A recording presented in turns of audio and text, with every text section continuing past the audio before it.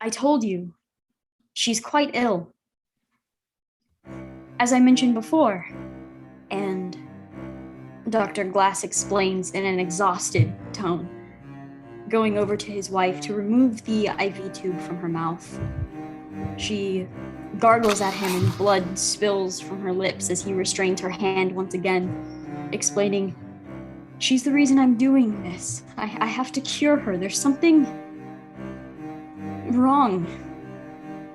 No shit. I'm not blind to that, but we will fix you. And he turns and he is speaking to her now. We will fix you, darling. I promise you. I will find a way. What would you like to do? I'm picking my gun back up that I dropped.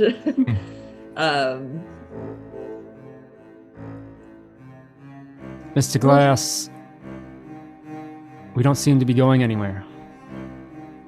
Getting anywhere. He's like pushing just bloodied hair strands out of her face and like tucking them behind her ears, and he says, what do you mean? And he looks over to you. What do you mean? Should be 8 days into this trip, and yet when I looked at the map, it's like we've only been on this trip for 3 days. We are 5 days behind schedule. We'll take that up with the crew. That has nothing to do with me. What crew? We haven't seen the goddamn captain. Well, find them. We need them.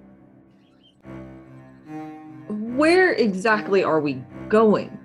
And what exactly do you think is going to help cure Miss Glass? And he looks at her once again. At this point, you see a little, like, slight shift in the corner of the room. And you look over and you see a woman. Karish, do you want to describe your character? Sure. My character is early 30s woman. She is dressed in kind of a nurse's outfit with the apron, and she has her hair's kind of bobbed and pulled back, and she's currently up against the wall, kind of down a little bit, but she kind of stands up and straightens herself up.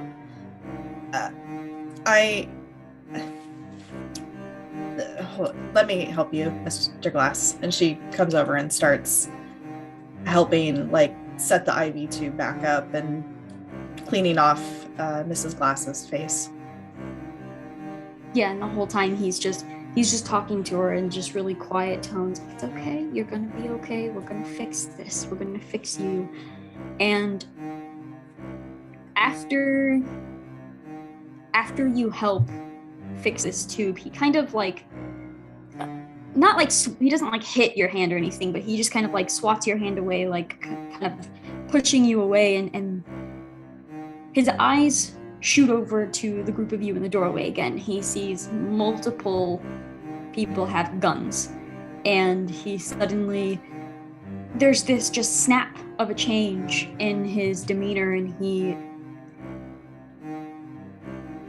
just says, just go, just leave us alone, just get out. Miss, and I turn towards the other in the room. Have you made any determinations on Miss Glass's ailment? The name's Vivi Dorman. But no, it's a condition I've never seen. She needs regular blood transfusions, and she looks over at Mr. Glass and kind of in a lower tone, more towards him than to the group. This is the last bag that we have. That seems to anger him, and you see him kind of like roll his neck a little bit, and he just rubs his eyes out of exhaustion, and you see him turn towards like the little bedside table area, open a drawer, grab a 38, point it to Vivi. Get out, you're no help. Get out! Gladly. And she straightens herself. She grabs a small medical case that was by the bed and walks past, excusing herself, past everyone at the door. And once you're out, one of you has the gun aimed right now, right? Yeah.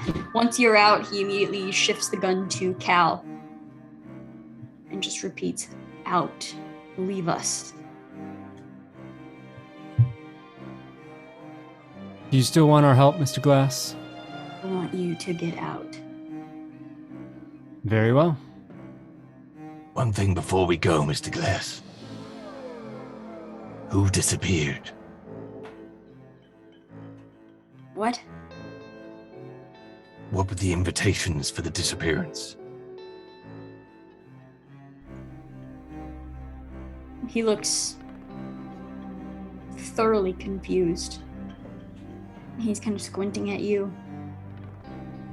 I believe I I don't- still have that case, and I will. Yes. I will. At mention of that, I will go and I'll pull one out. You pull out one of the invitations. Yeah. He kind of takes a couple steps towards you, gun turned still to Cal, probably with his gun out, kind of snatches the invitation, looks at it, and you see his eyes widen, almost as if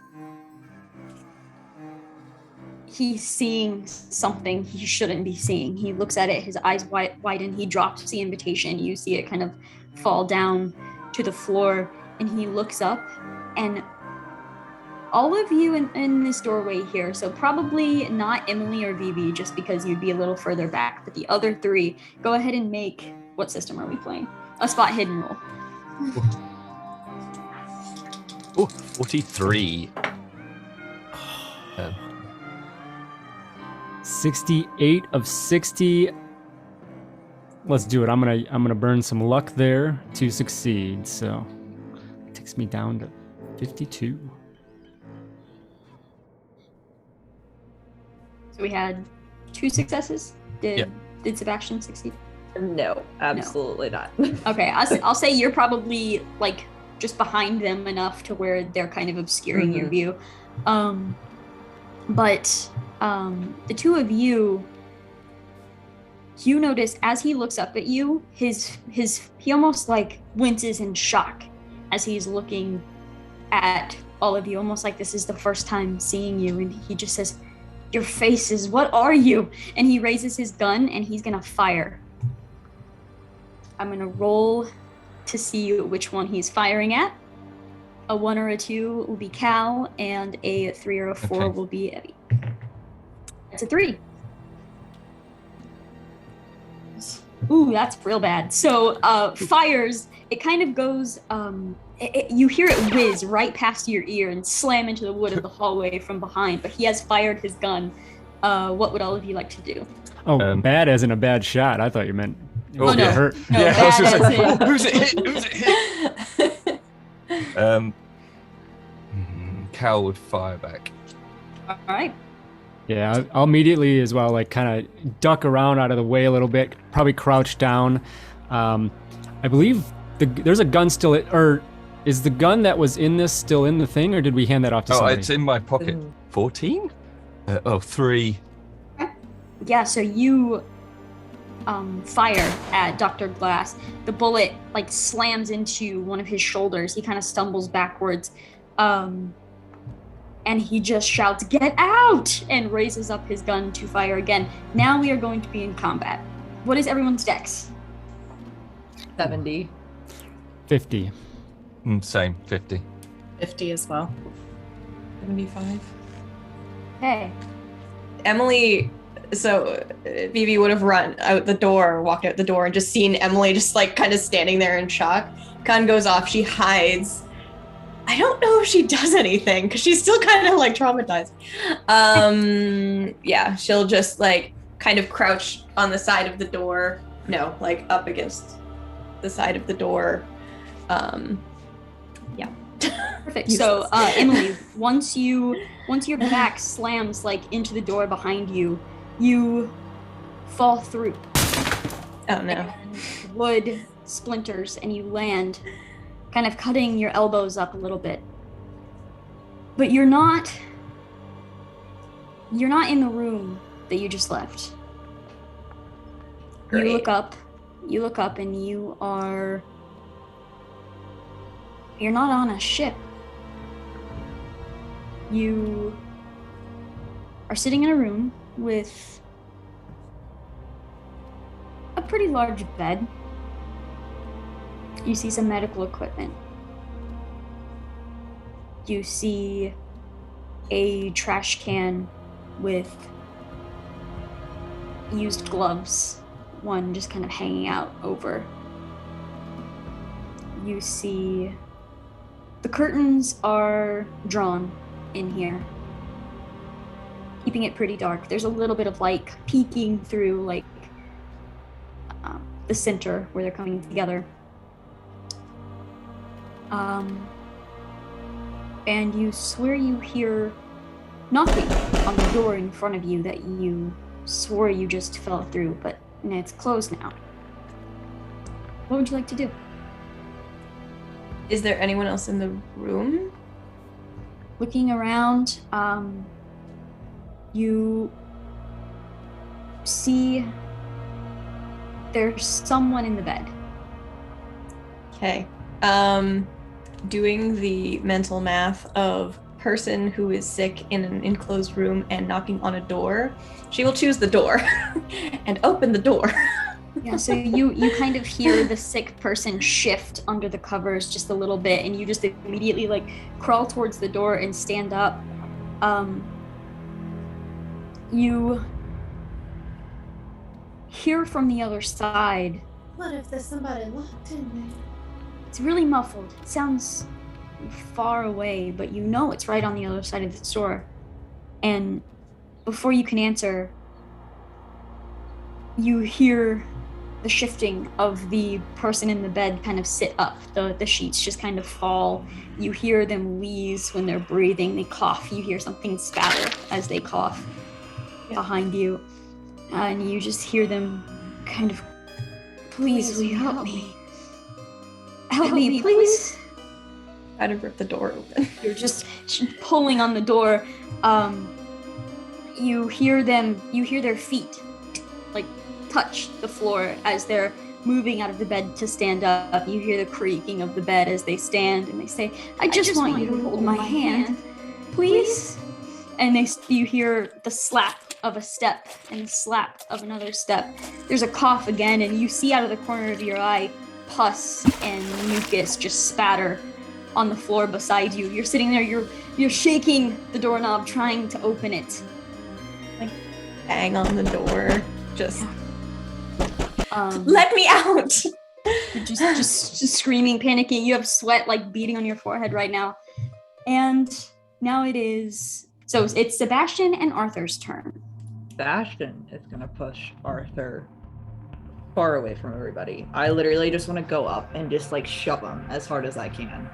And then also, bless you.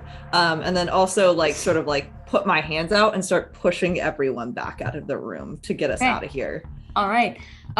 Go ahead. Were you kind of aiming to do like a brawl roll for that? Yeah, I'll do a brawl roll. Cool.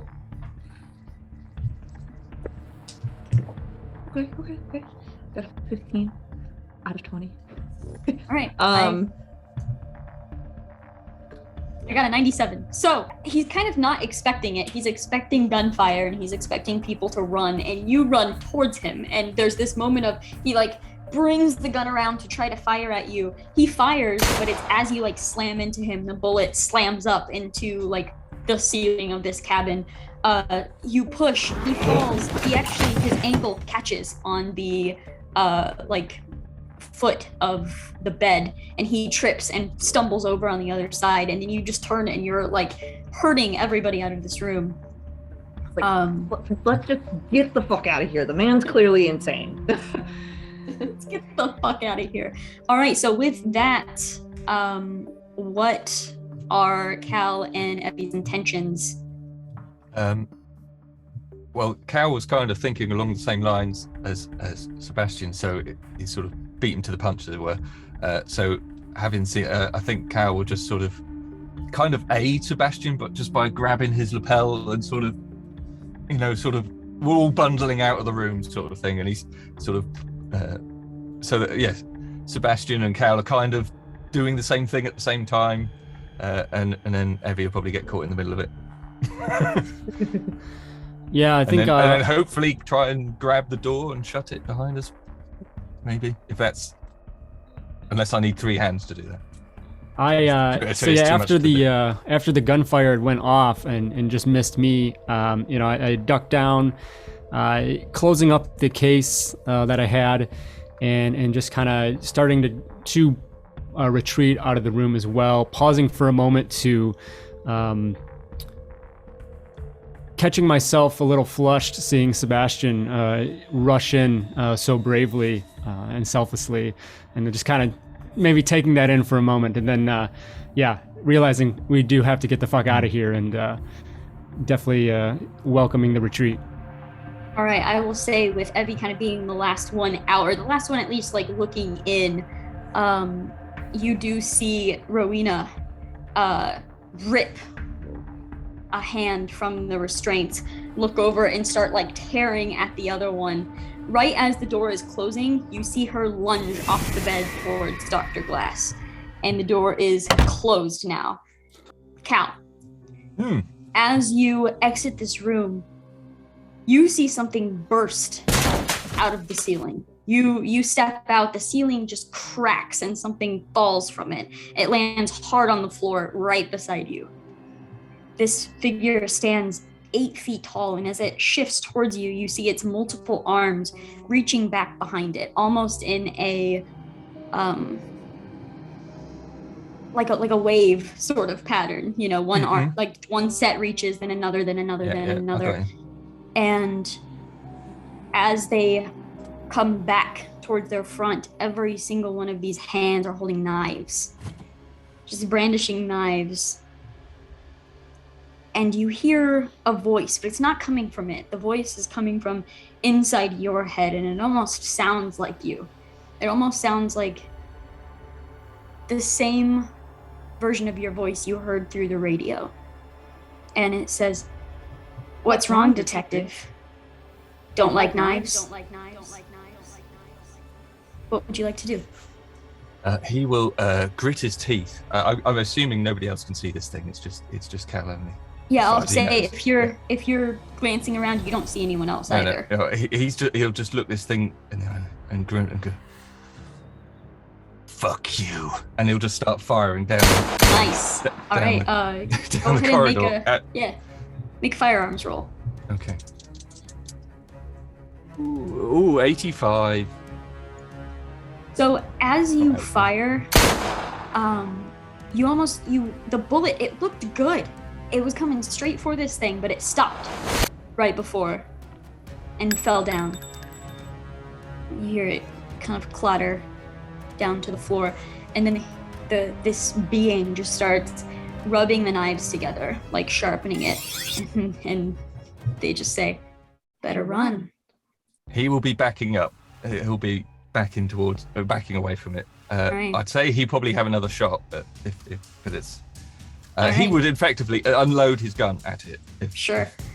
Everett, as you push yourself out of this room, you hear your own voice inside your head.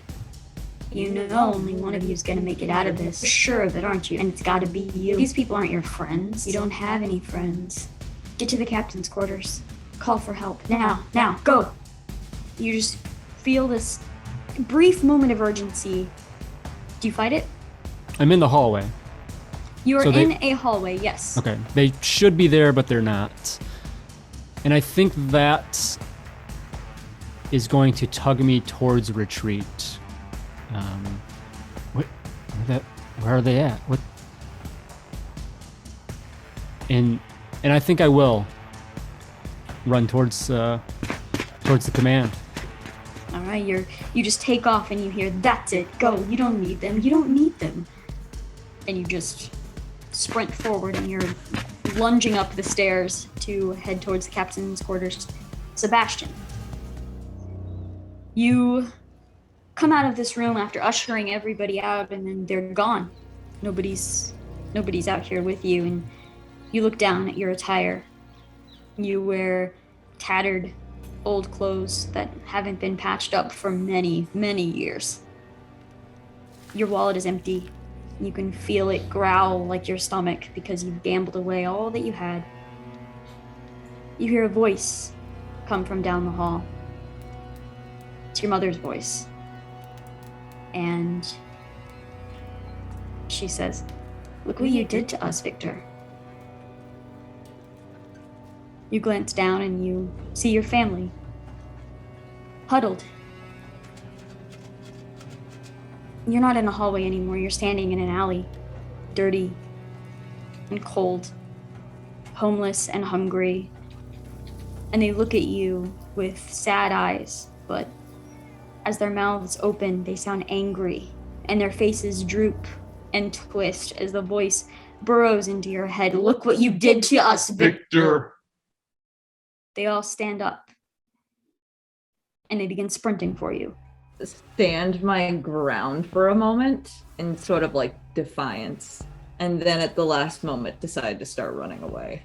All right, so sprinting at you, almost like you're like, "This isn't real. They're gonna disappear. They're gonna disappear," and they're so close to you, and you just turn and just start sprinting. Emily, you need to make a sanity roll for me. 28 out of 70. Okay. It's fun. All right. All right. So you close your eyes and you're just shaking your head and you can't open the door. It's like it's too slippery. It's like the doorknob and the material of your gloves just aren't working.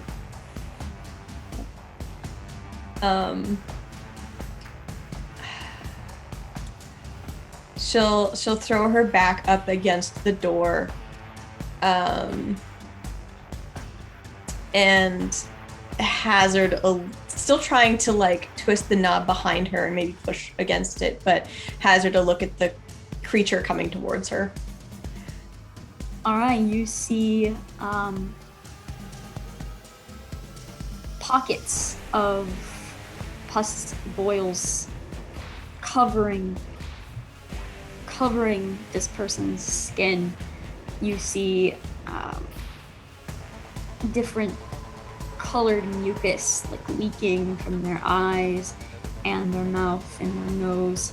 You see something leaking from their ears as well, and You hear their feet just splat against the floor as they walk. It almost seems like as they step, they leave mucus on the floor with every single step, and their arm kind of comes up. You see different liquids dripping from their arm as they reach for you, and they just repeat, "I just want you to hold my hand." You said there's a window, right? There is a window. The curtain is closed, but yeah. I'd like to try to jump out the window. Great. Go ahead and I will let you use either dex or jump if you have a jump skill. Oh, that's a hard no, so dex. Okay. Okay. Okay, that's an 81. You can push it if you want. Yeah, so I have to hit 75, right? Correct. Yeah, okay. You can push it or you can spend luck. Oh, right. Yeah, I'll push it. I'll. This feels like that feels more appropriate. So that's I have to roll. It has to be lower. If it's not, it's more grievous, right? Rolling with advantage, basically. That is 14. Ooh, okay. I wasn't sure what direction we were going for that. Yeah, so you immediately let go of the door and you move to go around this person to head to this window and jump out of it. And as you're moving to go around, unfortunately, the person reaches for you, grabs onto your wrist, and you pull away, and you're able to sprint over, and you put your hands up and just crash through this window. You hear shattering glass. Cal, go ahead and make your remaining firearm rolls. Okay. I've been keeping a track of my ammo, and I've got 3 shots left. Great. 55, which is under. 45, which is under, and finally 52, Nice. which is under again. Go ahead and roll damage for all 3. Okay. Right, we have 7, a 1, and a 5. All right, so that first shot, stopped before it, and it fell, and it's sort of beginning to taunt you to give chase, and you're backing up, and you just fire all 3. You see, as you fire, it slams into like the mass of this creature. Slams into it. You see blood kind of spatter out with each hit, and from each bullet hole that you have created, you see an arm begin to crawl out and push out, and then once it's out enough, it reaches back and pulls out another knife. Go ahead and make a sanity roll for me. Yes, I'm not surprised. At this point, he will be shouting anyway. So, a 10 and a 2. That's 12. That's 12. Yeah. So you fire again, just out of just unloading everything, and it's just click, click, click. Yeah. What would you like to do now? I can't. Can I still see everybody else, or am I alone with this thing now? You're alone in this hallway. Okay. As much as he would like to stand and fight, he's going to run because it's. All right, turn and start running. Yeah. As fast as a 50-something man can. Okay. Yeah. He doesn't necessarily know where he's going. He's just turning and running. Gotcha. Vivi, you have stepped out of this room, and you kind of step out, go to the other side of the hallway, turn around. You watch everyone else beginning to exit, and then promptly lose their minds and start running in various directions. You have heard everything that they have said out loud. And you have watched let's see, you have watched Cal sprint down the hallway away. You have watched Evie sprint down the hallway. You have watched Sebastian sprint down the hallway. And you have watched Emily dive through a closed door and smash it in. What would you like to do? Oh, what has she gotten herself into? You also hear terrible, terrible sounds coming from Dr. Glass's room. Did Cal, when he was firing his weapon, was he actually like firing like in her direction at all? It was like more down the hallway. So since you're up against the other side of the wall, he clearly just firing down the hallway at nothing. Since Emily is the closest and didn't run away, she will go investigate what she is up to in this closet. All right. So you head over to the door that has been just shattered open. Emily, you are sitting up, and you're in one of the rooms, one of the little dorm areas in the ship. You've got wood splinters all over your arms. Your face is a little bit bloodied. You are going to take 2 points of damage for that crash. And you see a figure kind of approaching you from the doorway. You are also missing one of your gloves. Oh no. Yeah, she goes to kind of move backwards, and as her hand hits the floor without cloth between them, she kind of like shuffles backwards. Is there something she can kind of hide behind in this room? Yeah, you could hide behind the bed that's in here. Yeah, I'm just gonna shuffle behind the bed and just like try to wipe the blood off and whatnot. Yeah, Vivi, you see this woman kind of scoot back behind the bed and hide from you. It's okay. I'm a nurse. I can help. I kind of peek over the side of the bed. I'm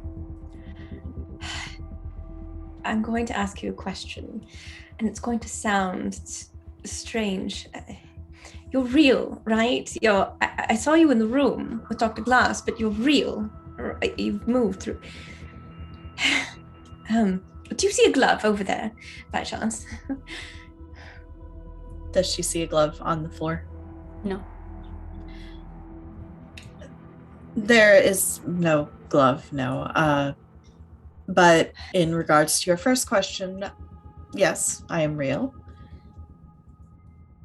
What you saw in the room also, unless I too am missing things, is real as well. Emily will gently and gingerly, I imagine, after going through a door, lift herself up and stand up, just brush the wood chips and whatnot off her person, but still maintaining distance. Emily O'Hara, it's I would say it's a pleasure, but it's been a day. I don't normally meet people on the best of terms, regardless. I imagine not in your line of work. Did you see the others? The others that came into the room. They lost their senses and ran down the hallway.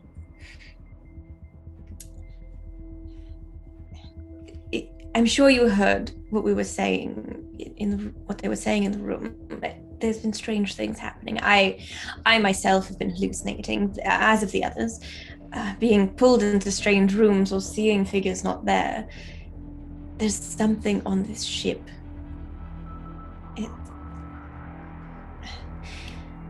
We need to figure it out, or else we'll be trapped here forever, I suspect, or dead, considering. On that note, we are going to switch over to Evie first, since there was like no hesitation to run. Evie is the first one reaching the deck of this ship. And as you are sprinting out, as soon as you leave the stairs and you're on the deck of this ship, you look around you and you see you're on the ship and the sea is all the way around you. You see ocean to your sides, you see ocean to your sky. It's all ocean. And I'm gonna have you make a sanity roll for me.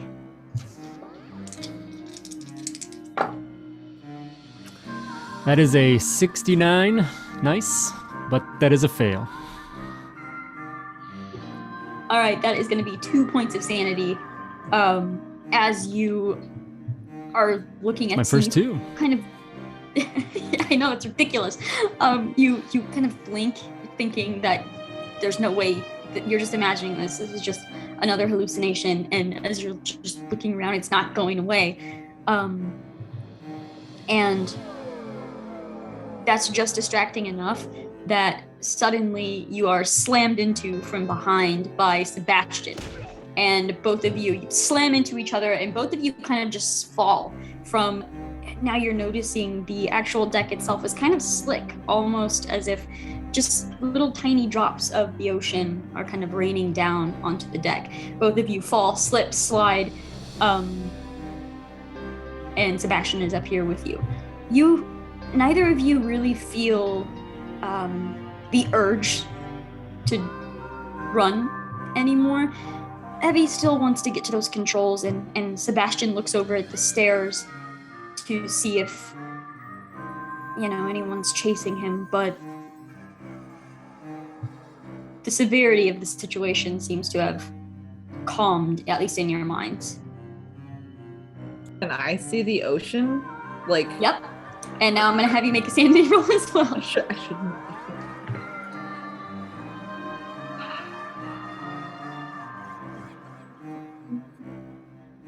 Also 2 points of sanity from you there, as you've crashed down. You actually landed on your back, so you're looking up and you're like, what the fuck? I'm literally just staring at him are we drowning or what is happening?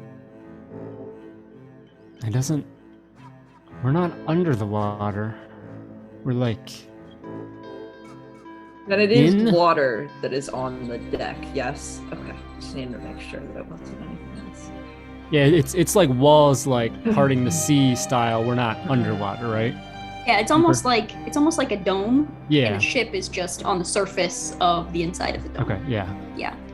And at this point, Cal's sprinting up with his gun in his hand.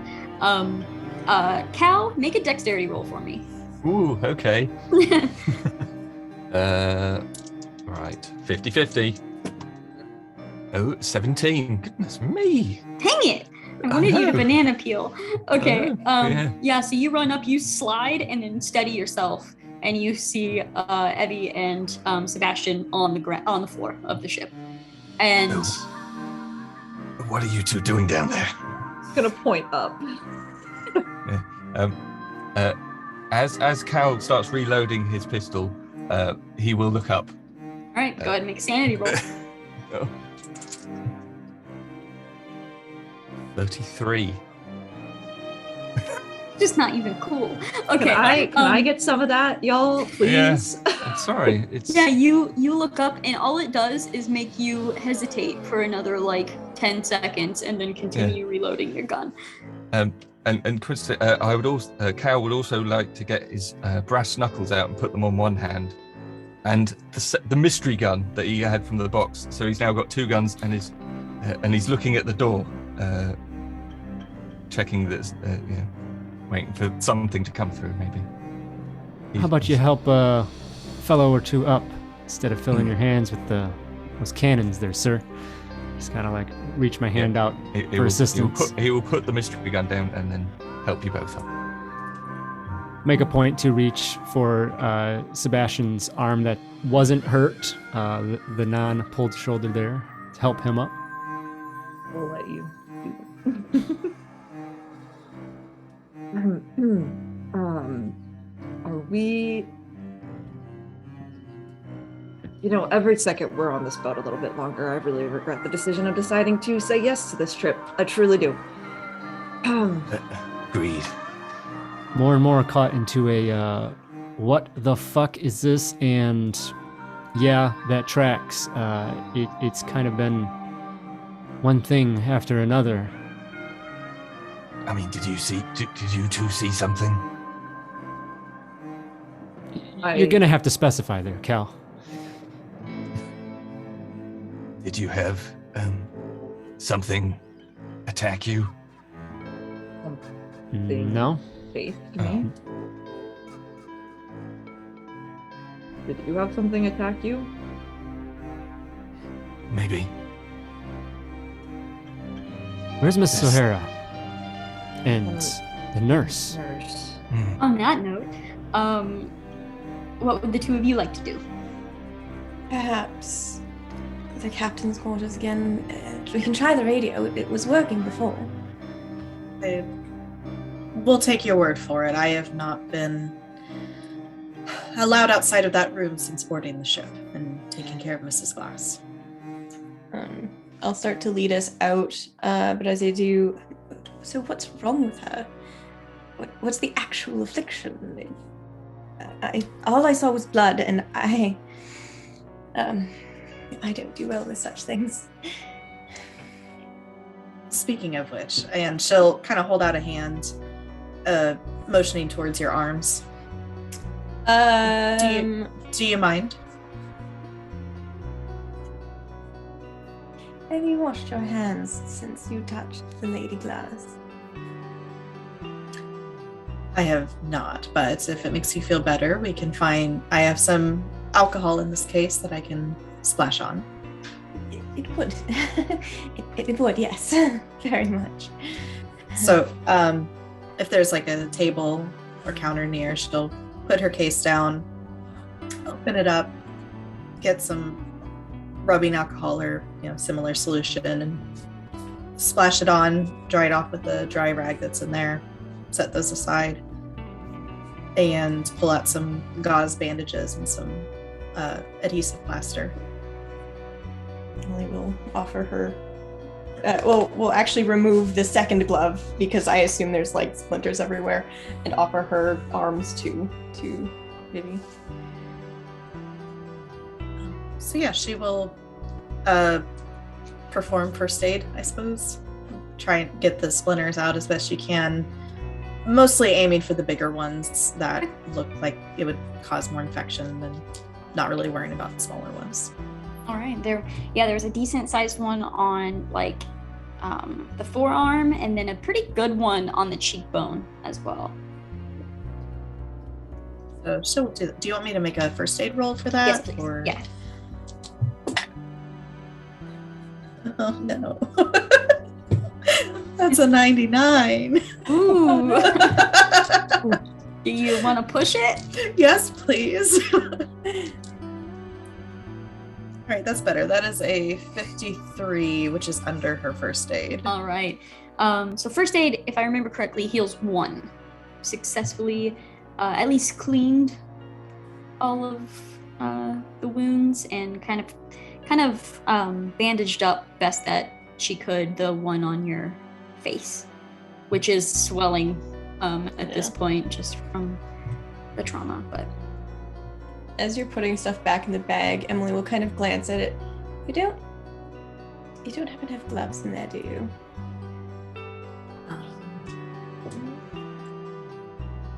I do have an extra pair, yes. Might I lost one of mine. Could I take the pair, or just one? One is fine. Just to replace the. She'll pull out the whole pair, and you can have both. That way, if such things matter to you. Indeed, and I'll put on the medical gloves and just see her like physically just like a lot of the tension disappears. All right, this way, this way, and I'll lead her upstairs. All right. And once led upstairs, all of you join up on the deck of this ship. As the two of you are coming up, you glance around. At first, you think there's a massive storm. It's very cloudy. And as it's drawn more attention to it, you see the dome of ocean that surrounds you. I will go ahead and have both of you make a sanity roll for that. Ooh, that's an 89 out of 70. My first one. That is a 14. All right. Emily is going to lose 2 points of sanity as you're looking at this. So explain to me this success. She has seen a lot of shit in her life, and more like, yeah, this is very unusual. She's not seen anything like this, but it's not, in her mind, as bad as some of the stuff that she has seen during the Great War. Fair enough. You are all brought into the same place, a little bit pale. A couple of you catching your breath. What would you like to do? Do we know what happened to Mr. Glass at all down there? I can only assume the very worst, and that now that woman thing is on the loose, which is a bit concerning. Why? Perhaps we close all the doors behind us. Is there a way to lock the door that we just came through? Like, is it a port? This stairway doesn't have a door. Okay.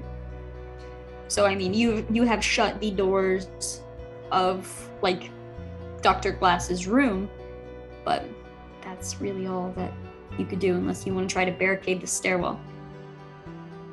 Miss O'Hara, new gloves? Lost the others in a tussle, as it were. Like you fought a door, which is why?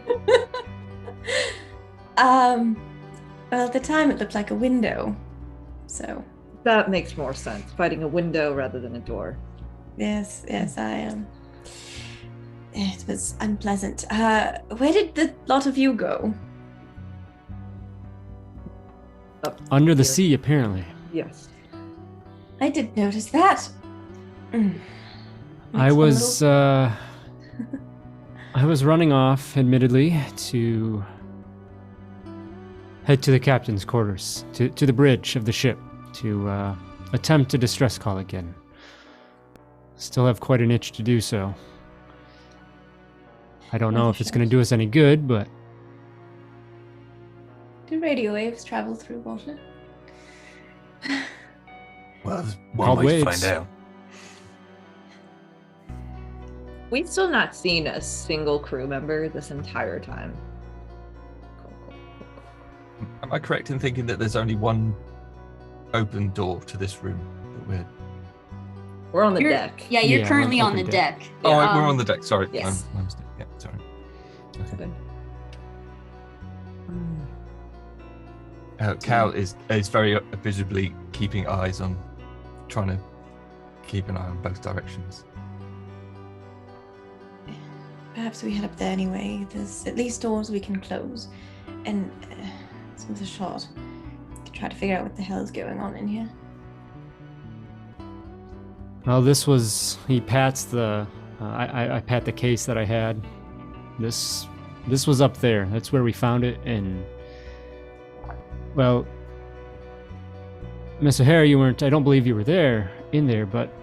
We asked Mr. Glass about the invitations. And that's basically what sparked the whole ordeal. He had quite the reaction. Invitations. And I'll go ahead and, because I believe there was multiple in there, right? And so I'll pop it open quick and pull another one out, hand it over to Vivi. Does this mean anything to you? I'm afraid it does not. I was hired on as a private nurse for Mrs. Glass. I was not invited in the same way. Well, these aren't invitations that we've seen either. These are from an event of some kind. I'm just trying to think. On the 7th day or so, the food started getting plain. Was that late, or was that earlier in our trip? I believe it was around that time. Yes. Why? Well, I mean, what if...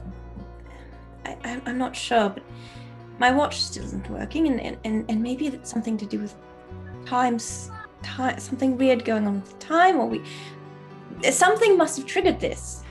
Shouldn't have, right? So if we work backwards, perhaps we can try to puzzle out what sparked everything, and we can reverse it, rather than just careening around, falling through windows and doors. Well, I don't know about any of you, but if we haven't seen the crew, I don't want to find out where the crew is if we go down there, because I can only assume they've looked like they're probably dead. I mean, you're not wrong, but what if they're not dead, they're just gone? Where would they have gone? That's a great question. And one that we'll need an answer to if we're trying to... Because what if they're what if they're still on a ship? And we're the ones that disappeared? When I looked at the watch, you see, when I was looking through that door, something asked me, how did I know we were on the right side of the mirror? We're not... What if we're not on the right side of the mirror?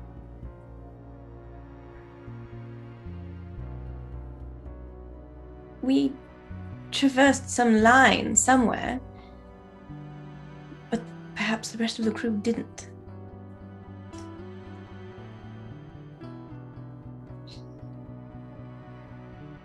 Where's the crew quarters in relation to us? Could we... Yeah, it's the other stairway that leads down towards like the crew quarters, the kitchens, the any just staff areas, and then that is the same hallway that has the lounge at the end. Okay. Well, we need to get to the bridge. That's the rate where the radio is. See if that works. I'm suggesting we may check out the crew quarters, check the people on hold up there. Maybe we just haven't seen them because they're hiding. That's fair. Well, do we split up? Which is arguably far more dangerous if we all keep together, just in case. I refuse for any of us to split up. I'd rather not go alone with just one other person. Yeah. Need to Captain keep each Moon other's first, backs. perhaps? Glad you come around to us, Sebastian. If I have you all around, then at least I won't be the first one to die, hopefully. So. You just have to run faster than the rest of us, is that right? That's how it goes. Yeah. All right, fine. Let's go down to the crew quarters. Crew quarters? Yeah. All right. You head down the other set of stairs, and this is the hallway where, as you head down, there are 3 different doors that has, like staff only on them. One of them you would know is the kitchen area, one of them is a storage area, and one of them is like the crew's sleeping areas. Can we hear anything? Is it or is it sort of just? Make a listen roll. Okay. Also, just kind of keeping a lookout for signs of activity, anything as well.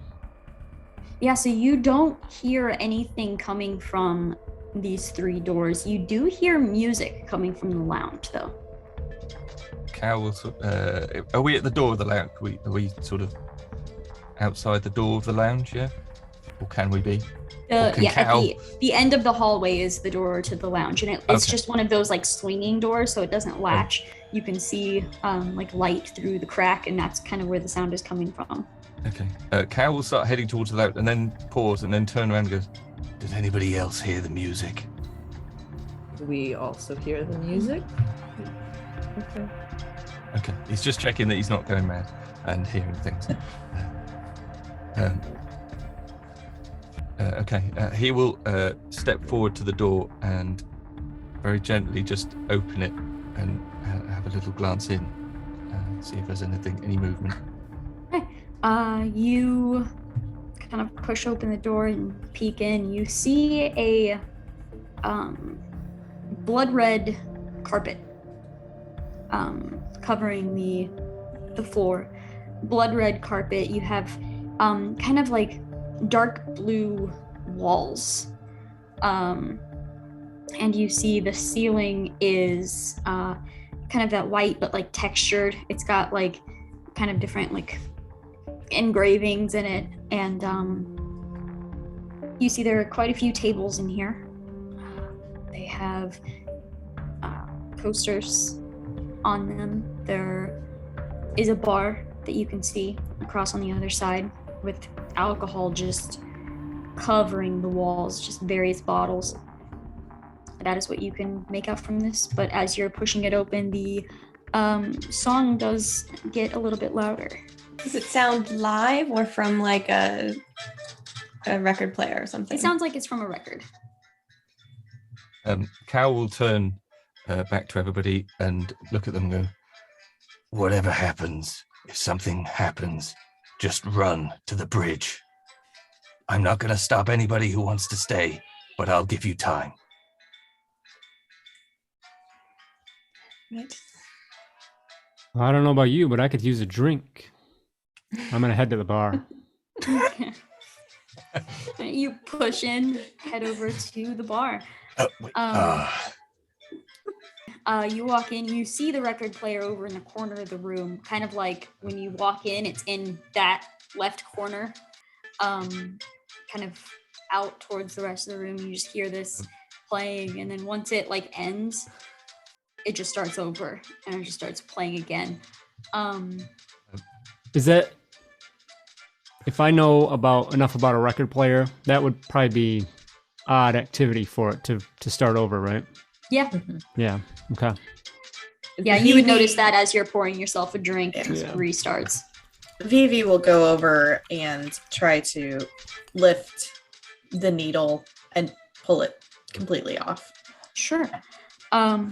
You are able to lift the needle, kind of pull off the record. You see written on it, it is called Under the Sea by Kevin Baumgard. And it was produced by Mars Corp in 1965. I'm going to have you make a sanity roll for me. Cal is, 1965?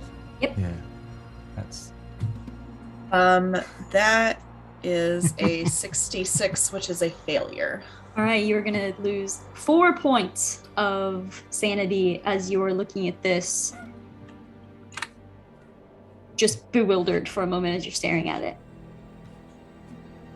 Is everything all right over there? I don't know. This must be a printing error or something. This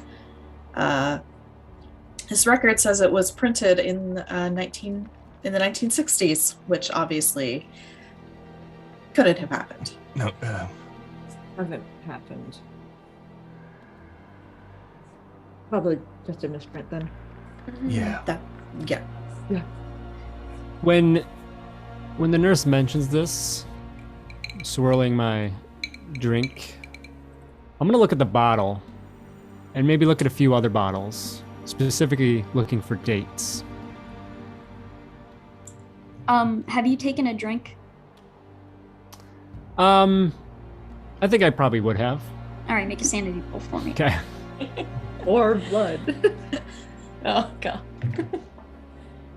That is a 10. Yeah, it's alcohol. And as you are looking around at these bottles, go ahead and make a spot hidden roll. 24. That should be a success. Yes, 24. Okay. None of these bottles were dated before 1965. Okay. How's the drink? Sorry, let me process that again. Before 65, so they're 65 or later. Yes. Okay, yep. So,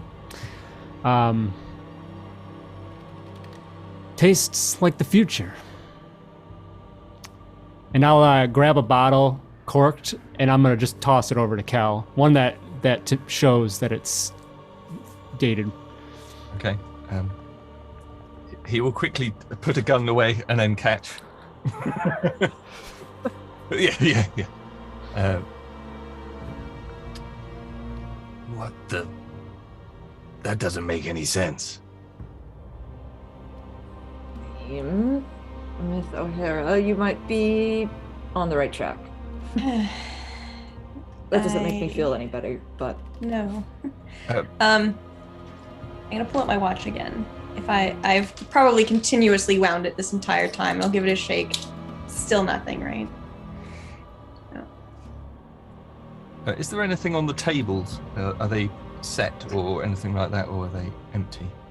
They're set in terms of like the coasters are there. You've got some like straws, Right. but other than that, they're empty. Okay. Like there's no menus or anything. No. Okay.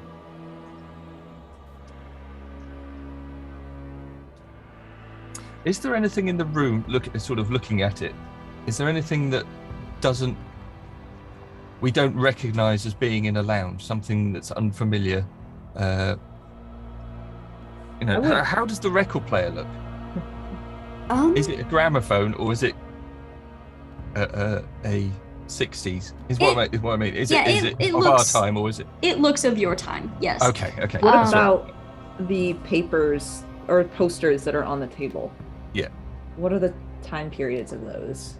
Coasters. Coasters. Coasters, yeah. But going on from that, is there any pictures or anything on the walls? Because sort of looking around the room for anything that doesn't fit our time. Okay, anyone who wants to investigate the paintings on the walls, make a spot hidden roll. Okay. They're paintings, you said? Yeah. Like framed Yeah. pictures or paintings. As an art curator, any advantage to that? I have a 32 out of 50. I got 50 out of 66. I will say take a bonus 10% to that for the art curator. 62 out of 60. I'm going to use 2 points to get there for Sure. success. Okay. So you are looking around at these they're like just very average sized picture frames basically, but there are little paintings inside and you're looking around, it's like of various ships, just nautical designs. And Evie begins to notice that many of these designs repeat. As you look at one, it has, just a horizon. But the one across the room, that has that same horizon, but a ship kind of moving into it. And it'll take you a few minutes to kind of maybe collect these and kind of put them in an order if you would like to do that. Yeah. I think as I start to pick up on, a pattern or a sequence, Just kind of point that out to everyone, and then, yeah, maybe start pulling them off the wall and laying them out. All right. Is there anything anybody else wants to do while this is happening? Because this will take a few minutes. This As gonna we're- help Evie. So As we're pulling them off, I want to look at the backs also. Okay. To see if there's anything written. Sure. What are Vivi and Cal doing?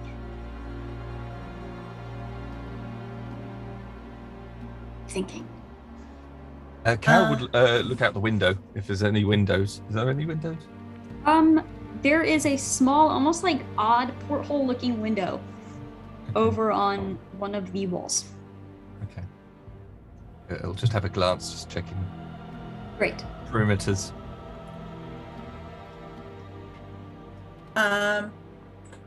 Vivi is, while they're doing the paintings and Cal is looking out the window, she's going to go over to where the alcohol is and start looking at the bottles, finding like the highest alcohol contents or like the something that could be used for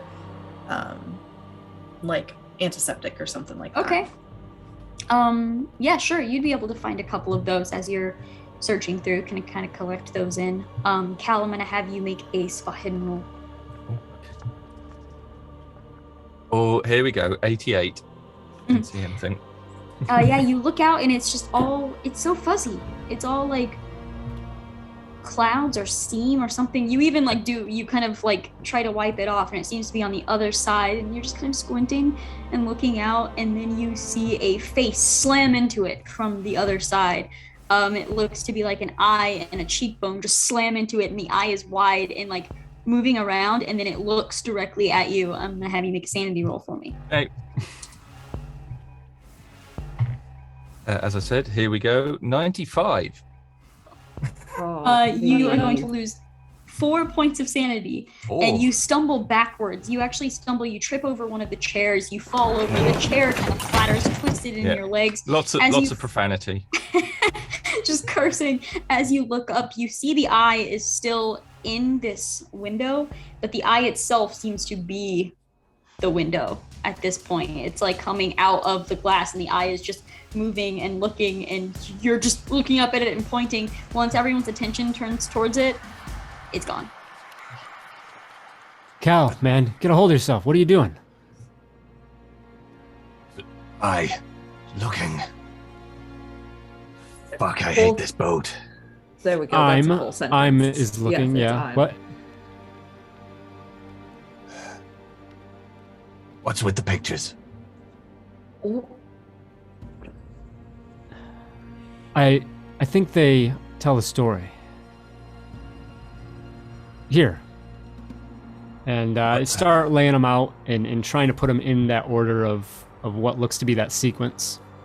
Sure. And as you're taking these and laying them out, looking on the backs, there is nothing on them.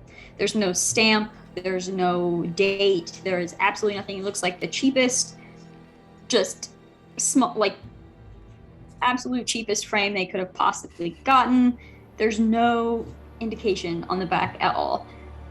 But as you start putting them in an order, you have to kind of move some of the tables to the side because it takes up a good chunk of this floor. You have them laid out on this crimson rug, and you have the sea on the horizon. You have a ship gradually moving in, and then once the ship is fully in frame, you begin to see there's quite a few photos with the ship in just the center of the frame, but it's what's happening on the ship. You see crew members moving around, and then you see the deck covered in blood, and then you see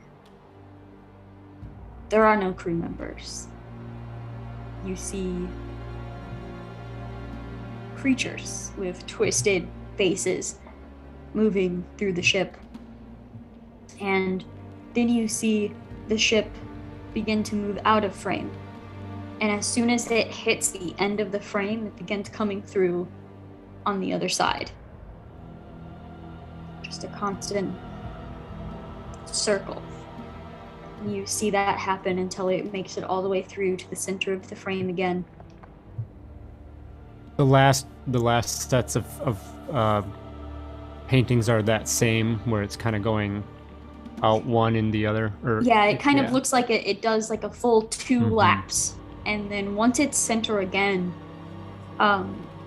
it is center and empty, and it looks old. It looks like an old ship. It looks like it was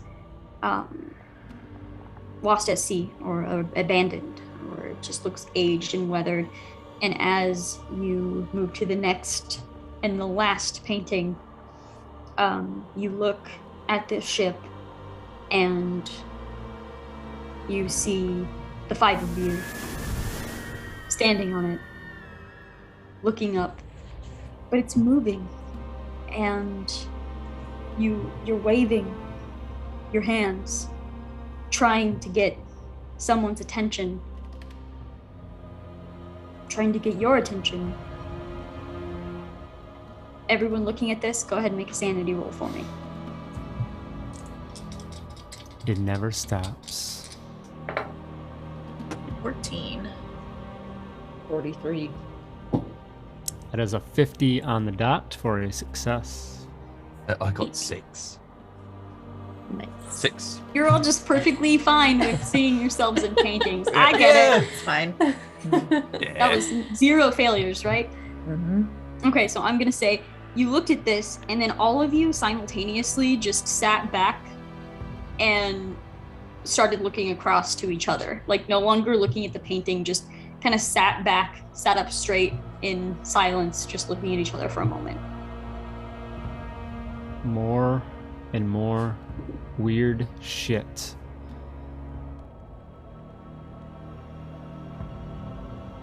You know, I feel like a week ago, this would have been awful. But after the week we've had, or perhaps the last couple of days we've had... Try decades there, Miss O'Hara.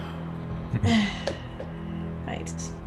So, does this mean that we have now been vaulted 40 years into the future and there's no way of getting out and we're just going to be in this forever? I don't understand what's going on right now.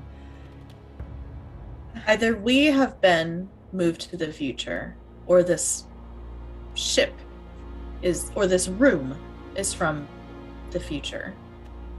Because as far as I know, I started in the 1920s.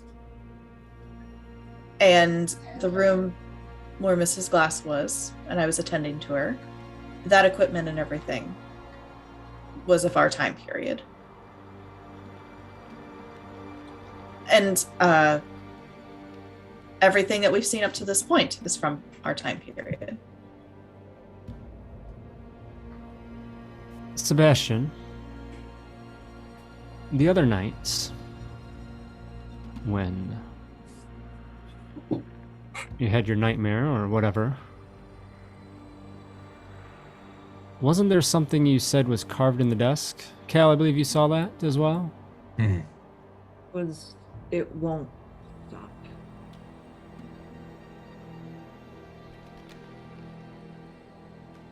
Perhaps it's in reference of this journey.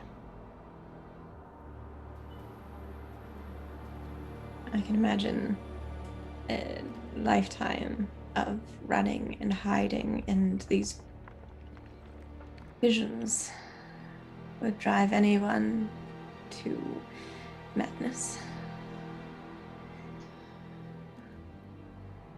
Is there any chance we could communicate with what you saw? You are more than welcome to try. That is probably the worst idea I've heard. And there have been a lot of bad ideas thrown around here since we started to be in this shit. So you're more than welcome to. The other suggestion is that maybe we just go and see if we can get this damn boat out of here. I mean, have we tried steering it out of here at all? Cal, No. you said that we can communicate, yes, with the outside. Well, the radio seemed to be functional. I mean, we could try.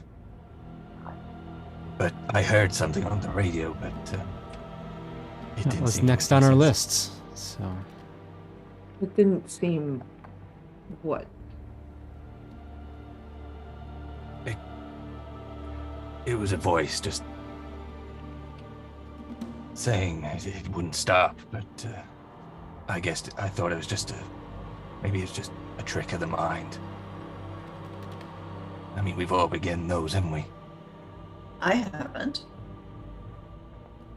Yet. You've not? No, when you all left the room, you left the room and then lost your senses. 3 of you went down the hall. You were shooting your gun into an empty hallway. And one of you went through a room. Vivi, I assume you've been keeping track of your time on the ship? How long have you felt you've been on this journey? 8 days. How long have you been in the employment of our late Mr. Glass? At the beginning of this voyage, he hired me for this voyage to take care of his wife. Okay. Has his wife always been drinking blood this entire time? Drinking, no, but needing blood, yes. Why? Unfortunately, I do not know the cause of that. She was already sick when I was hired. And she has always needed blood transfusions, needing fresh blood, more blood. And how was her blood stored? In ice chests. In blood bags, as you saw her drinking from. Where did all that blood come from? I was not privy to such information. But at this point, too, you've all heard the music kind of muffled a little bit. And Vivi, you look down at the record that's still in your hand. And there's just a moment where you kind of glance over at the record player. And it's not moving. You just hear the music very, very muffled. And you hear the sound of like this whooshing sound in your ears. First, I'm going to have all of you make a sanity roll, and we'll see how this plays out. Who failed? Oh. Okay. So I need you all to roll a d10 for me. Or just one of you. You can pick just one of you to roll if you would like. I got a 2.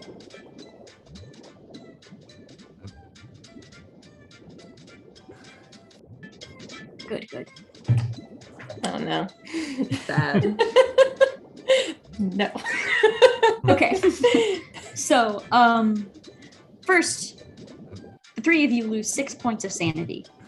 Oh god. That puts me well over my insane threshold then. Great. All right, so what happens is, as you're all looking over at this record player and you hear the music, you hear this whooshing in your ears, and as you begin to look around at each other, Cal and Evie are just watching them react to something. But Vivi, Emily, and Sebastian, suddenly hair starts floating, and the alcohol bottles that were taken down just start kind of floating up. The record in your hand just kind of floats, and you look around, all the coasters and the tables are just moving and floating as if this entire room was underwater. Do the 3 of you do anything? Still breathe? All right, you take a breath and your lungs fill with water, and you immediately just start choking, and you kind of like, there's nothing you can do. You're just sitting there choking and choking. Cal and Evie, you see Emily's face start turning blue and red as she's sitting there just struggling to breathe. There's a moment where all of you begin to you feel yourselves float up out of your chairs, and then you see something swim past you. as it swims past, it grabs onto the lounge door and just like slithers through it. And at this point, the vision stops. And while you didn't see them floating, once the vision stops, the three of you just slam down. You just stumble down from your standing or sitting positions that you were in, and you just fall down onto the floor. And Emily just starts coughing up salt water.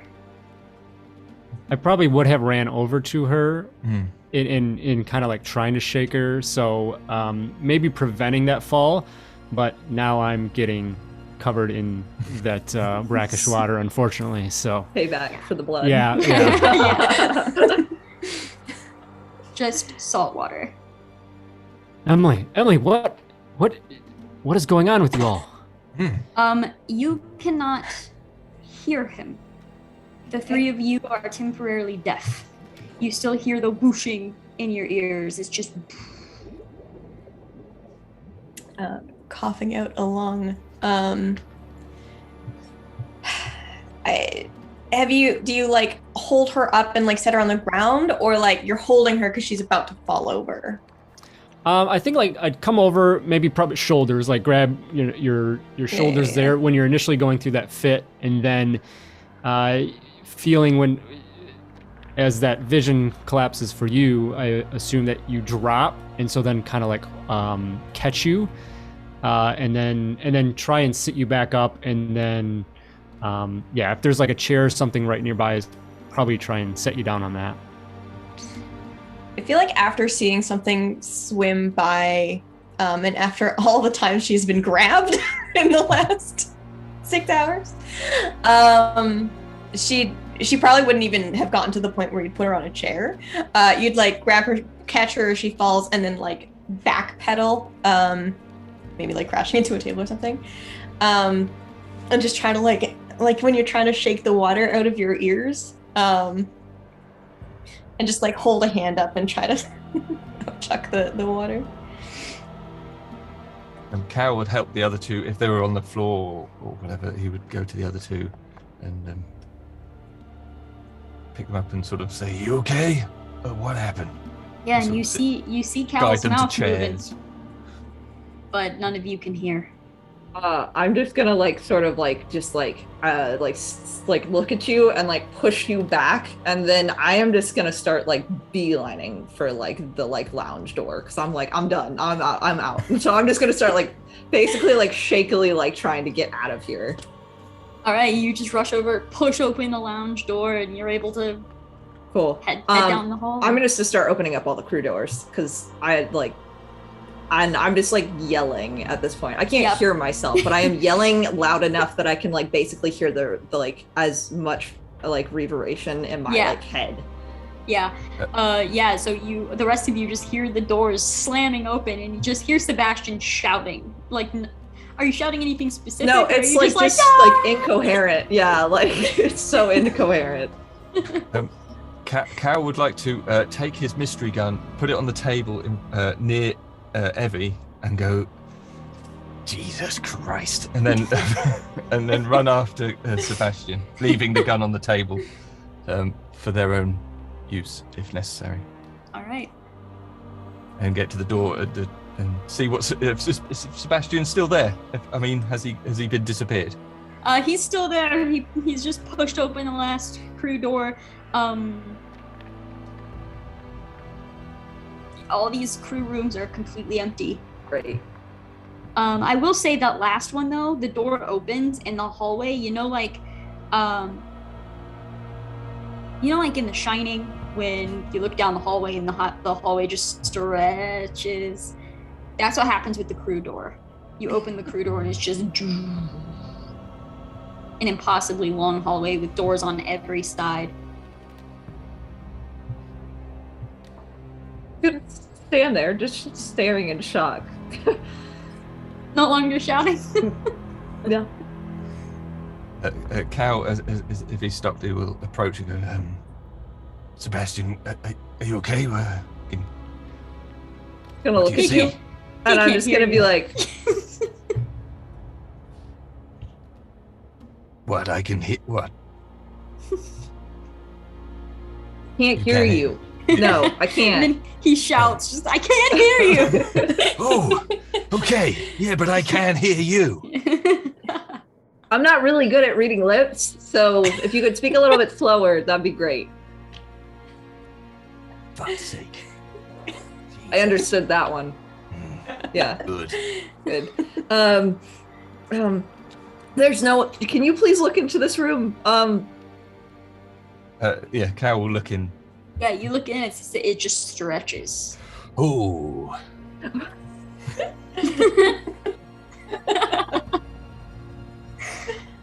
Gonna quickly close the door back. Just close it. Go ahead and both of you make a spot hidden roll for me. Oh, okay. 67. Oh, I think I'm going to spend a 2 luck for a success. I got a 66, and I will not spend anything because that would be a lot of luck to use on one roll. Okay, so as Sebastian is going to close that door, Cal gets the briefest glimpse of all of the doors opening and people covered in white sheets stepping out. And then the door closes. Come on. Are we talking like Michael Myers? Like bed sheets, like Oh yeah, okay, not yeah, okay, right.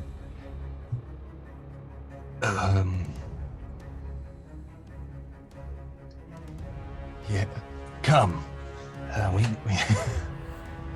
we need to go. Run. Oh, great. Okay. I will start jogging back over to the lounge door. Cal will let Sebastian go first and keeping an eye on that door as he's sort of backing Great. up the hallway. all right, so we all meet back up in the lounge. I will say your deafness it's not something that's just gonna wear off immediately. You can hear like very muffled, like the deeper voices, you can more feel them than anything right now as your ears are like draining basically. Yeah, Gradually- Vivi has been sitting there like trying to unplug her ears and popping them. Yeah. Cal will get his notebook and pencil and write, "We need to go," and show it. And he will say to Evie, I think I saw something in one of the rooms. I don't know whether it's real or not, but if it's real, we're going to be heavily outnumbered. So what's the plan?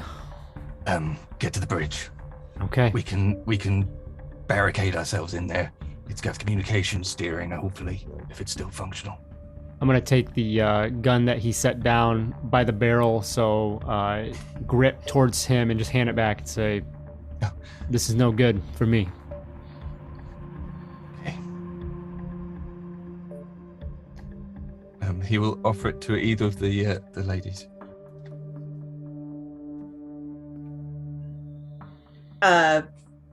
Vivi, I got one.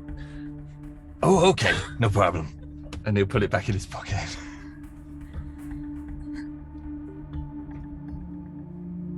I will just start making my way out and going up to the deck. All right. I will say by the time you get up to the deck, the ocean is still surrounding you, and you see lightning and you hear thunder through every part. It's like clouds and ocean at the same time. And at some point you swallow and your ears pop and everything seems way louder than it should. And it's very obvious to the other two that, hey, they can hear now as it just like pops, and they're like, are we heading up to the captain's quarters? Yeah. Yeah. All right, you head up those stairs. It is kind of that half wall all the way around with glass and a glass ceiling. You head in through this door. This is where all the navigation panels are, and there's that spiral staircase in the center that leads down into the captain's actual quarters, which we had great experiences in last session. Captain. just kind of call out initially, not Yeah. expecting much. Yeah, shout out for him. I'm gonna take another peek, and I'm gonna head down the stairs and just look around and see if anything looks wildly different from the last time we were in here. Okay. I am Just at the Going- stairs. I'm not gonna go in, but just when I can see the room. As that's happening, I'm going to close the doors to the quarters, and I'm going to try shoving something in front of it. Great. If anyone wants to help. I was What going is- to do the same thing, so I will assist. Wonderful. Are Vivi or Emily doing anything specific? I'll go over to the thing and try to turn on the radio. Just Okay. toggle the buttons like I saw Cal do. All right.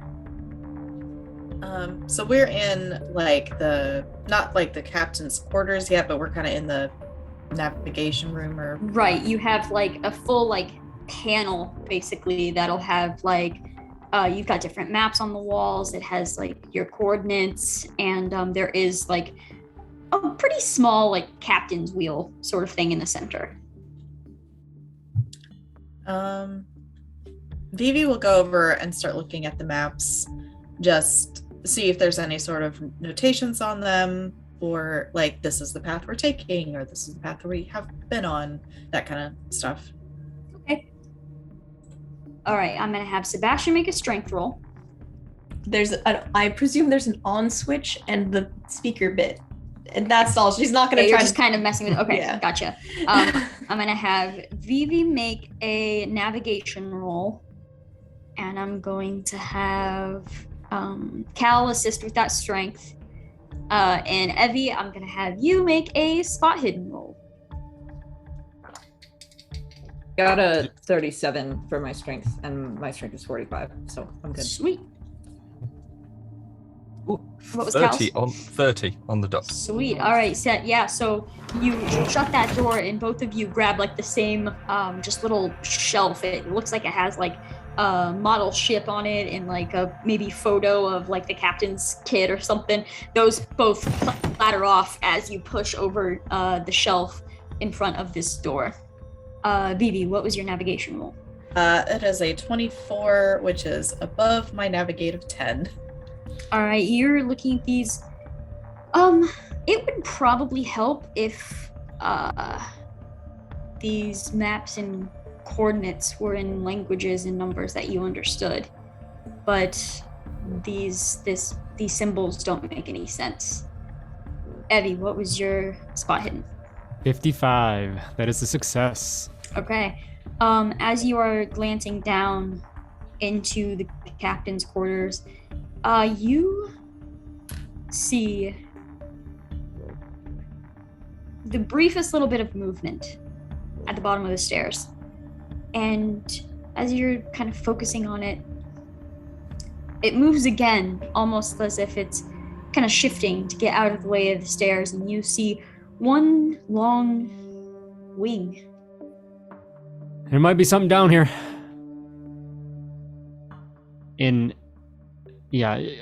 Go back up the stairs, and then when I come out to the main bridge area, if there's any opportunity to try and put some sort of a obstacle from the stairs, I think I'll kind of look around and Yeah, you can probably take one of the other shelves and try to like wedge that into the stairs as well.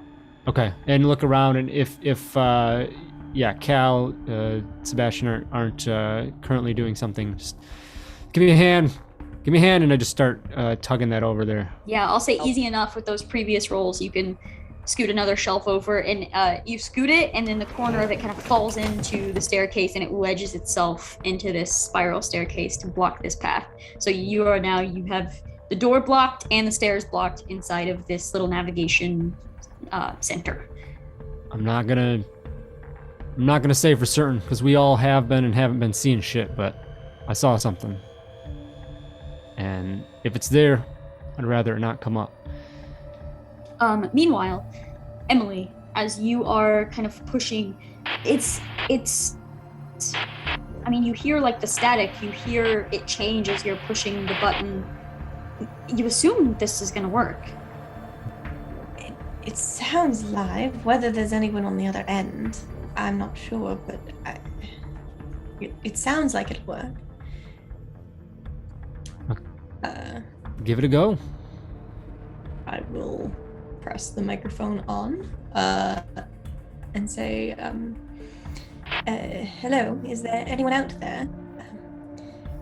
We're lost at sea of a sort. Is there anyone out there?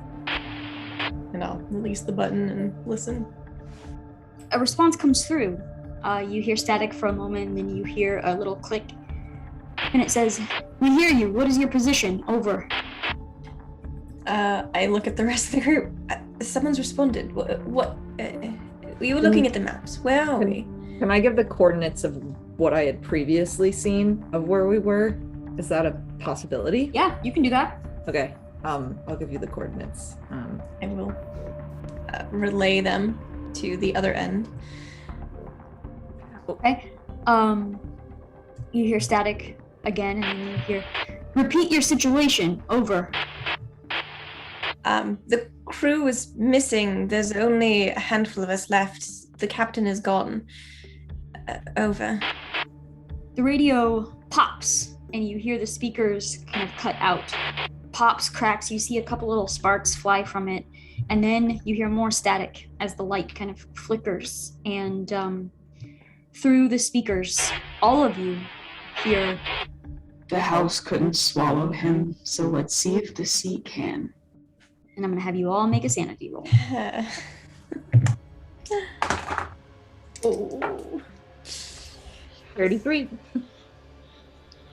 7. 85. 84. 63. All right, those that failed are going to lose 4 points of sanity. Been rolling all fours today, man.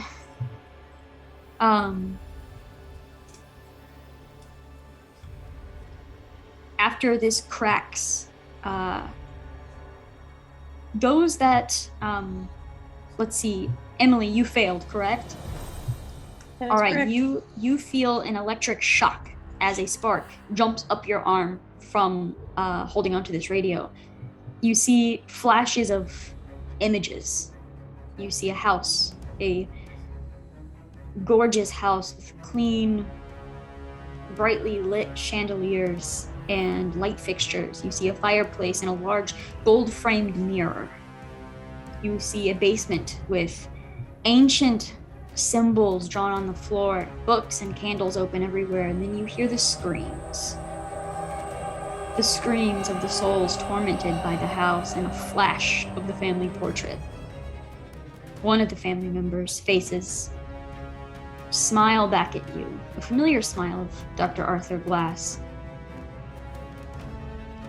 You pull your arm away. It all happens in a split second. You just let go of the radio.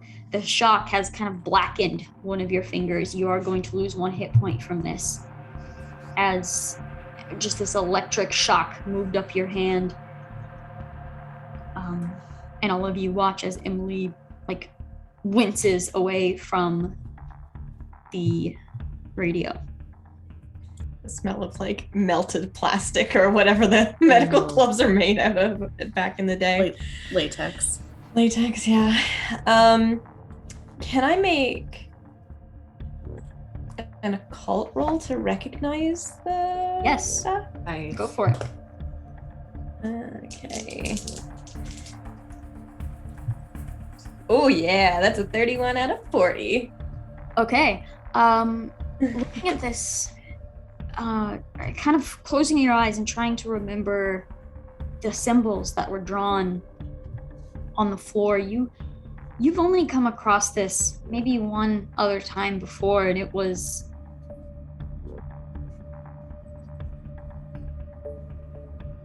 another just odd case, sort of.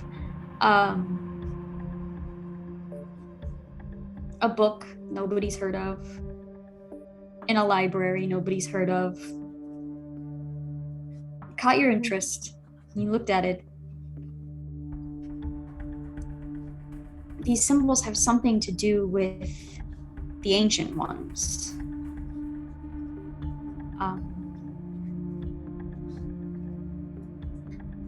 Unfortunately, you're not entirely sure what the symbols do, but I will say with that success, you would recognize one of the symbols as a sort of symbol of sacrifice or trade in a way.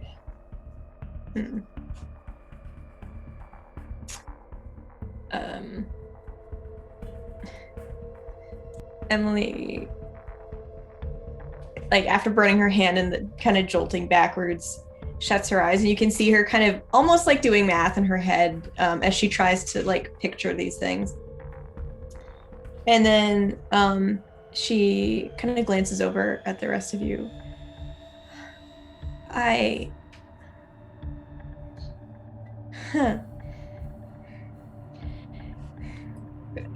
When I was in Greece a number of years ago, there was so much to explore. And there was this one little library in the middle of nowhere, and not too far from some of the ruins I was working on.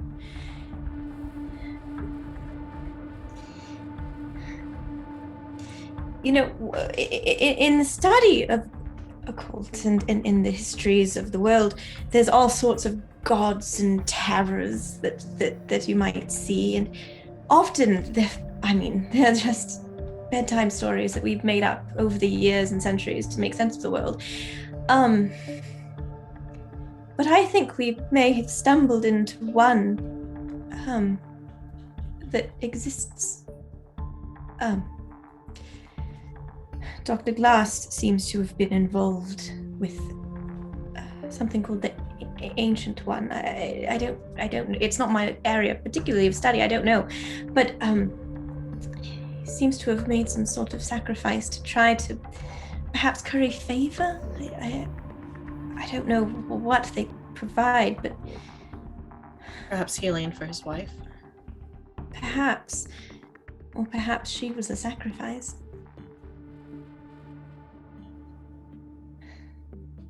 Or are we? Well, did you all hear the voice, or was that just me? No. The house couldn't swallow him, so we'll see if the sea can. So either our ancient terror is a gentleman, or Dr. Glass has put us into some trouble that isn't anything we can do about it. Well, they have our coordinates, and we've told them the crew is missing. So I would hope that they would come. Unless what we've given them is in the middle of nowhere and there's nothing and we are just nowhere? I don't know. I hope we haven't given them a death sentence. I mean, what if they come across the same thing that sucked us in? Hopefully it's centered on Dr. Glass, but I don't know how these things work. It was centered on Dr. Glass, so then I would assume that if he's dead, then we wouldn't be in this mess right now. So, Right. So either he's not dead and we should go kill him, or he is dead and it's not connected to him. From what I saw just before we closed their living quarters, and what we heard, I'd question his survival, but It might be prudent to go down there. Not specifically to check to see if he is alive, but Dr. Glass's room was adjoining Mrs. Glass's. He often went in there, and I never could understand what he was saying. He was talking and muttering, and often in fits. So if there is to be an answer found about his connection or what he was doing, that would be the place to find it. The other thing is it could be just connected to Miss Glass, in which then I would suggest that we could also kill her and see if it works. I would at least feel a little bit better knowing that she's dead. So I'm outside the boat. Let's see if the sea can swallow them up. I do not think I will be able to help you in that endeavor, but I will not stop you. Certainly not my skill set. Miss O'Hara, you mentioned a voice. I know we've heard many of them, but something about the mirror? Yes, before we opened Mr. Glass's door, when I peeked through with my watch, the mirrored side, I saw a face and heard, "How do you know you're on the wrong side of the mirror?" The mirror inside Mrs. Glass's room. Is that the mirror you're talking about? No, my watch. And she pulls out a pocket watch. She clicks it, and the front opens, has a casing on it. I was using this to, try to peek around the corner when we couldn't open the door to Glass's room. There was an impossible face. I mean, as if you were trying to, as if there was someone in the wardrobe that was blocking the door. So, I mean, perhaps. But are there rooms? Are there mirrors in all of our rooms as well, or is it kind of bare bones everywhere? Bare. I'm gonna, as we're speaking of it, I will click open the thing again and look around the room, but looking in the reflection just to see what the room looks like. Okay. Make a sanity roll for me. Great.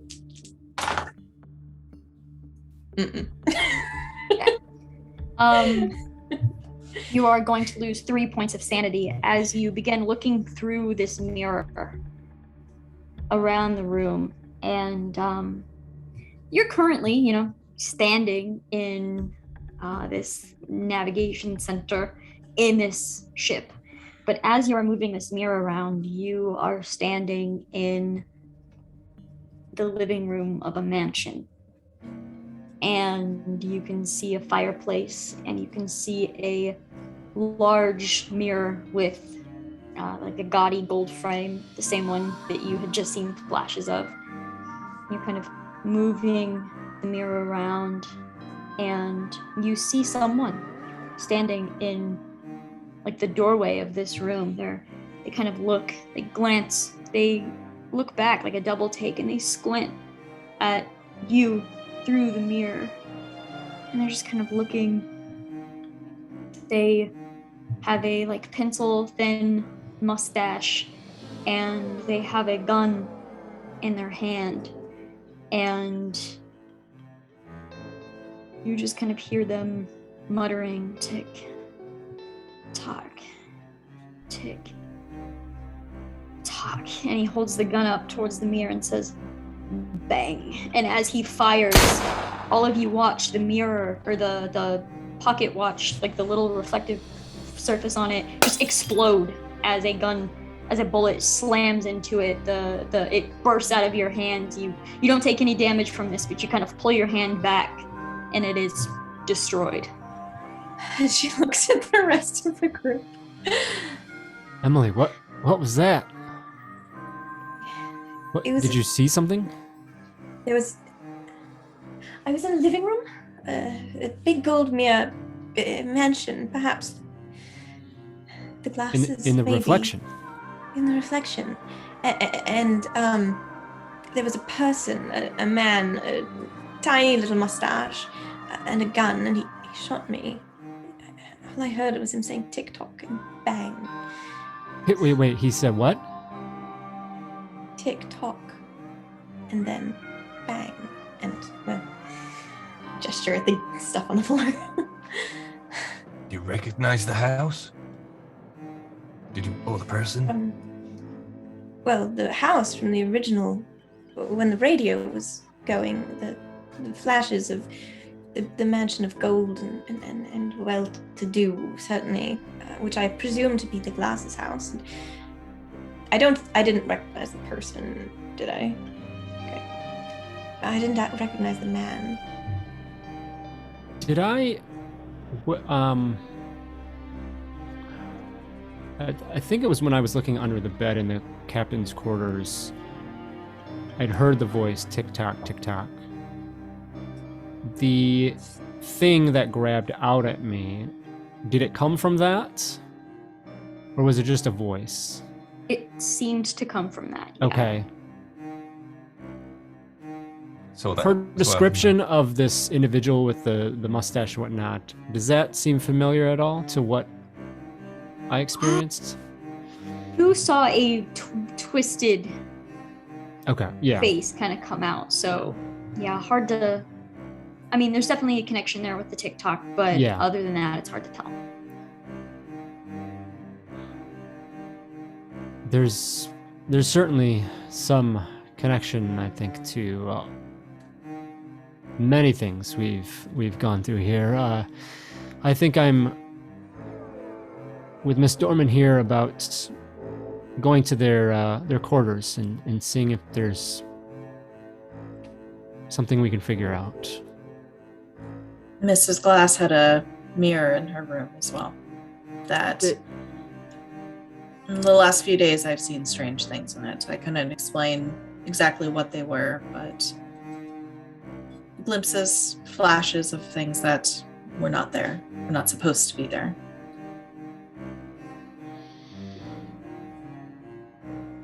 Thank you for letting us know this information now, I suppose. Well, we're not in the room anymore now, are we? We've not had too much of time to discuss things at length. Well, barricading the door, I suppose, was for nothing. So, sure, let's go down there and see what happens. All right, so we are heading back down to in a the massive Glass's circle. room. Is there any conversation along the way, or is there anything you want to prepare along the way? Any order you want to go down in? Give me the details. So, before we headed down, you all would have seen, because the watch shatters everywhere, but Emily kind of picks through like the pieces and pulls out the watch chain and just kind of tucks it in a pocket before heading down. But she's very quiet. And now down to one glove again.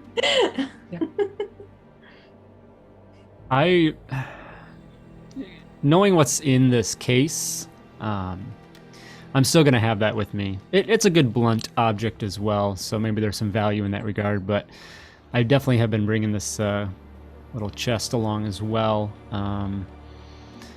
Otherwise, just maybe starting to get into, I just want to get this over with, no matter what that means. I think while we're walking down, I want to talk to Vivi and just sort of be like, just sort of get a little bit more information about Miss Glass.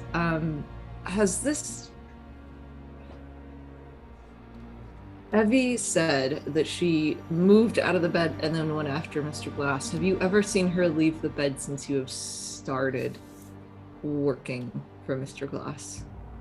No, never. Her condition kept her bedridden. She was very weak. When I first met her, even her skin color was already very pale. As I said, she needed multiple blood transfusions, and that incident with that blood bag that you saw was actually our last one. We were supposed to have enough to last for the journey. Obviously, she was taking more than what we had anticipated. Vivi, what was the reason for the restraints? I was not informed of that. I assumed it was for her safety, to keep her from trying to stand up. Some patients do think that they can do things when physically they cannot. Well, she certainly was able to get out of them. And that was the last bits of what I saw, just ripping them to shreds as if they were nothing. As Cal's, I'd imagine Cal would probably go up front as he's sort of checking around corners and sort of before they sort of carry on around the corridors. He'll turn back and say, How many transfusions a day was she having? At first it was only 1, maybe 2, but as we went further into our journey, it increased tremendously. So it was almost every other hour.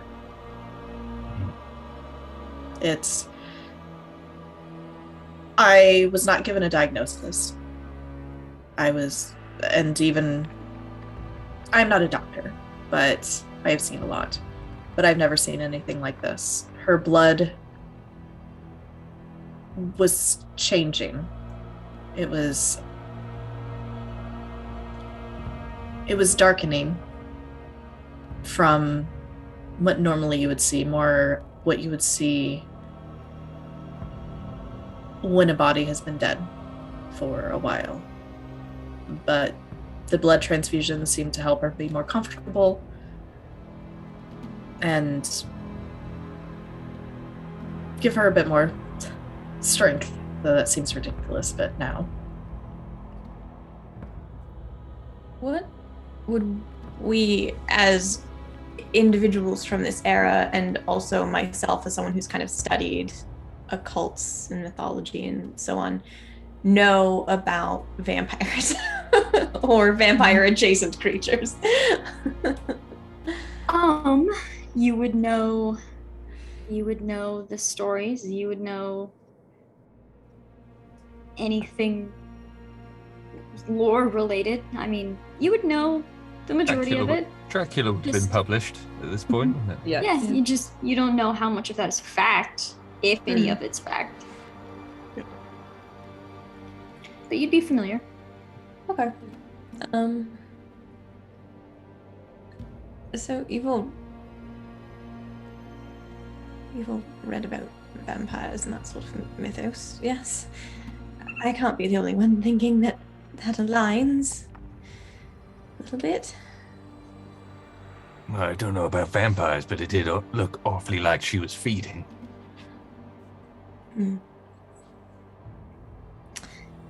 Right.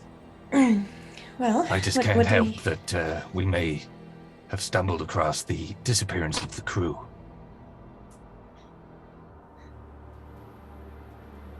But she never left her room. I have been in the room with her the entire time.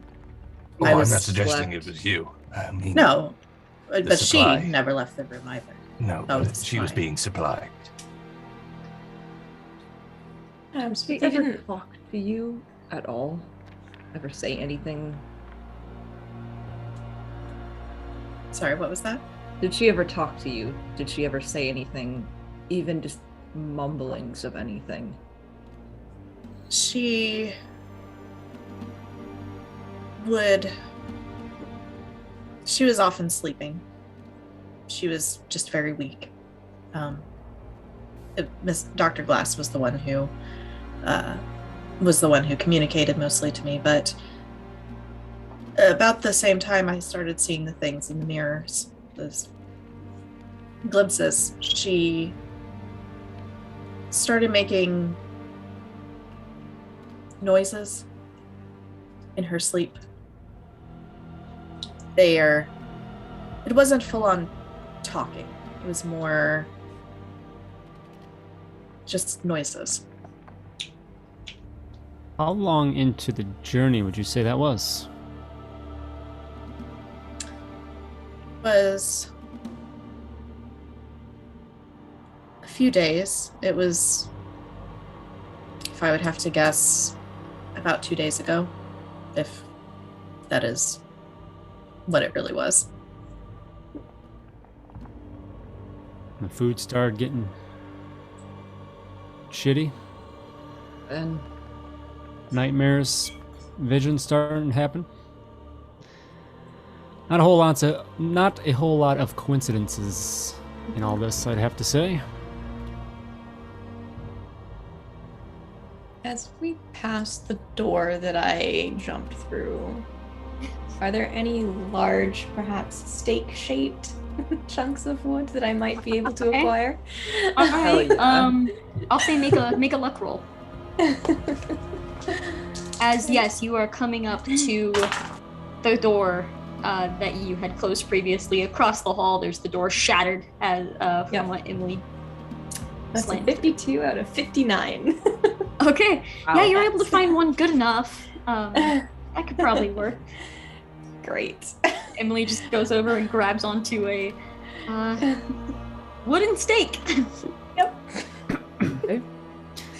On that note, I think maybe in preparations, as we talked about, either in the bridge or along the way, looking for well, never mind. I said the case. I think I'll stick with the case as my blunt object.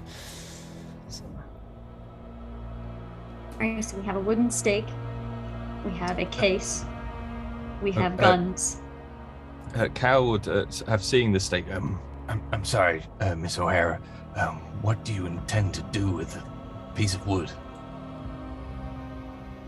Well, it feels silly to say, but much of vampiric mythology involves stabbing through the heart with a piece of wood. Oh. So, You know what?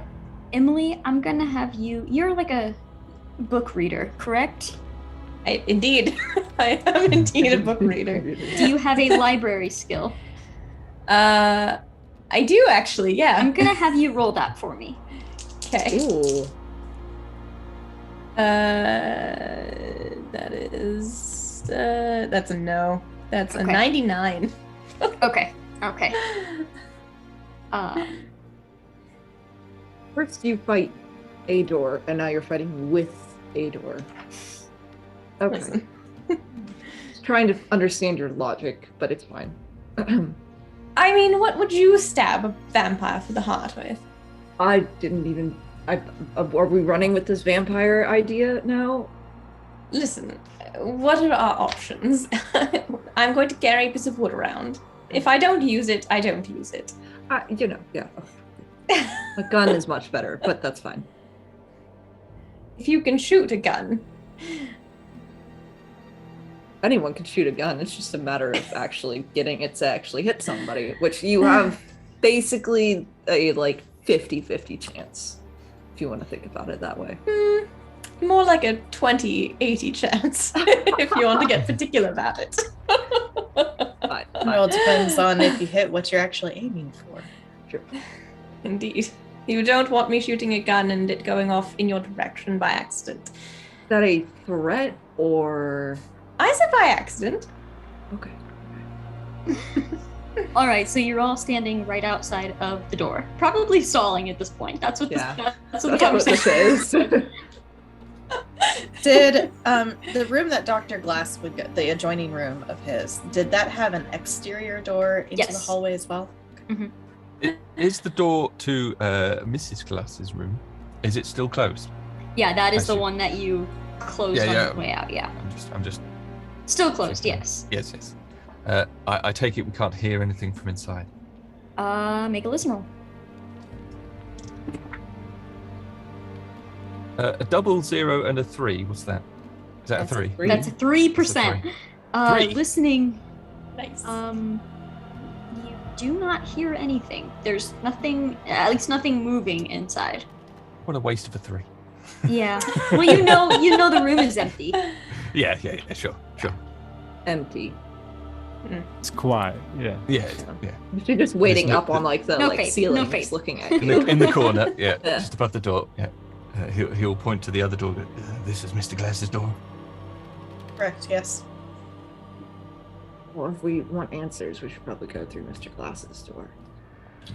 Do we know or remember if he left his door open or closed, the adjoining room?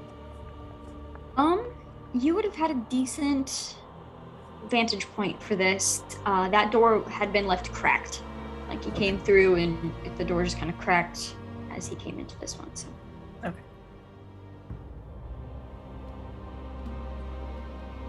I'll try the door. Are you sure you don't want to listen? Like we just all look at each other. Yeah. You'll try which door? Mr. Glass's door. All right, grab new onto door. the door. Just locked. sort of very slowly turn it, see if it It's locked. locks. It is locked. Can I try unlocking it? If I you'd will. like. I've got lock picking as well. What is your lockpicking skill? Locksmith, right? Yes, locksmith. 40. Okay, yeah, you try it. I'll let. I mean, if we're going to be pedantic, mine's 41. Well, I will. Yeah. Yeah, I'll I mean- kneel down in there and pull out a little pouch and seeing that it's locked and start going at it. All right. you're a very strange art curator. That's what I was gonna say. A curator, Yeah, right? curator. Great minds. Yeah, I thought I was the one that had secrets. What kind of art that did you... is- Go on, Karen. That is a 50. You know what? Drive it like you stole it. I'm going to use 10 points of luck to succeed. All right. Oh boy. It unlocks. Okay. Cal will either wait for Ebby to stand up and move back if he's going to, or he's going to As stay it there. clicks, as it clicks, I'll turn around and I'll say, maybe there's some art in here to curate. And then step back. We make it through this. I want to talk to you about that. Okay. Oh, there's lots I want to talk to you about, Sebastian. Cal, would you mind going in first? You seem like the most well-equipped for this. Certainly. And he will slowly turn the door. Yeah. And All right. slowly bring it open and lead in with the gun. Okay, yeah. You open up the door, you look in, you see papers covering the walls in here. You see various books open on the floor. You see the adjoining door is open, and there is a thick blood trail that leads from the adjoining door through the room and into another door that looks like it may be a closet or something. Oh, the Mr. Glass room. The adjoining door for Okay. Mrs. Glass's room, Yeah. is where I this see. blood trail goes in Okay. to the other side. Okay. Does the door swing in or out? It probably into the room? In, yes. Okay. Definitely peek over the shoulder as well and witness this as well.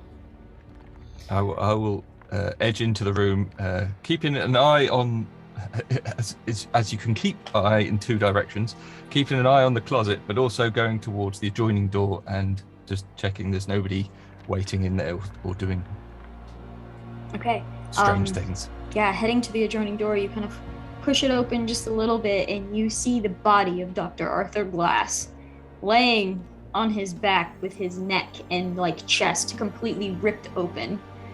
Blood is sprayed out everywhere and kind of pooled around him, and that seems to be where this trail started from. Where is he again? He is in Rowena's room. Okay, so he's in that room.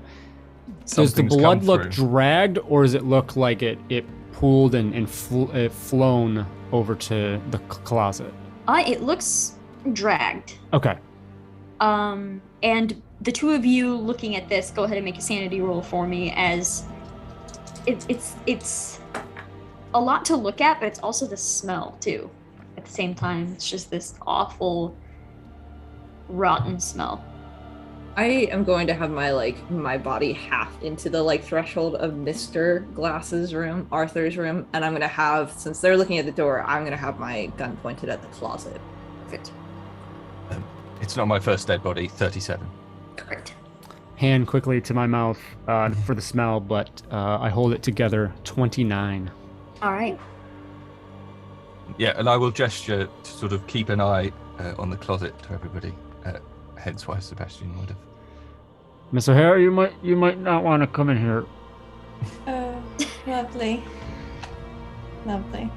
I'll pull out a handkerchief and cover my nose and just like. I think we found some more blood for the transfusions. I don't think that's necessary any longer. Probably not. These papers that are all over the wall, do they look like they've been scribbled on? Do they look like papers torn out of books? They a little bit of both. They look Okay. like definitely papers torn out of books with various symbols or writings on them. Some of them look like papers torn out of notebooks, so they have been scribbled on as well. You see some of them are on the floor loosely, as if they were like pulled down and discarded and just kind of thrown down to the floor. Books everywhere. Various languages as well. Vivi will step into the room, see the blood trail and everything. And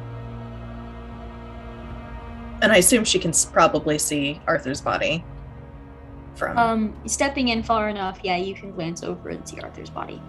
So she'll go over there and kneel down and just kind of inspect, like, the wounds, kind of do like a medical look over, like... Sure, go ahead and make a medicine roll.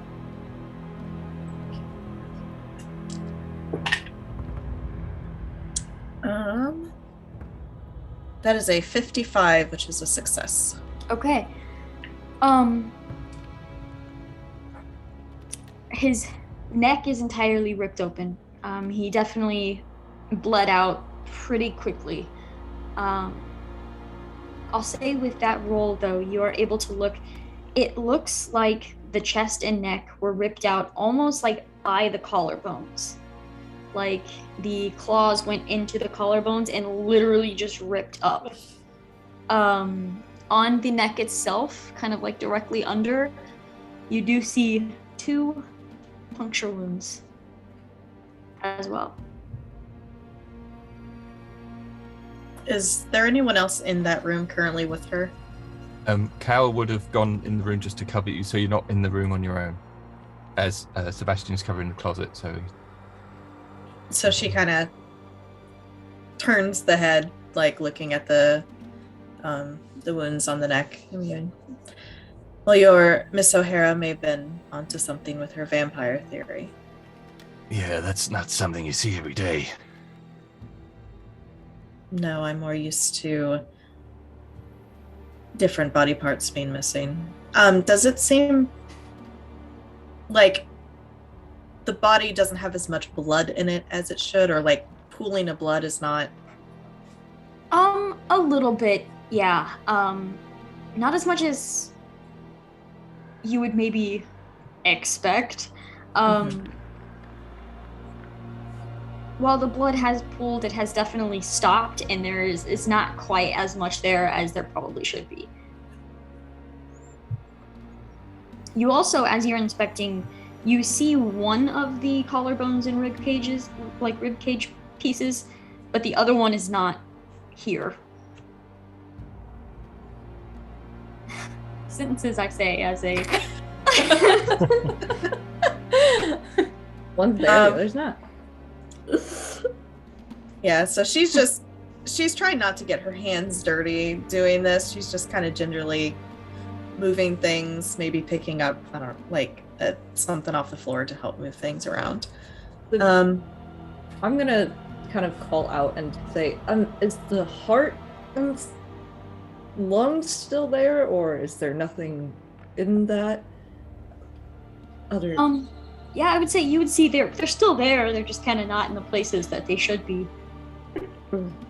The soft tissues are accounted for.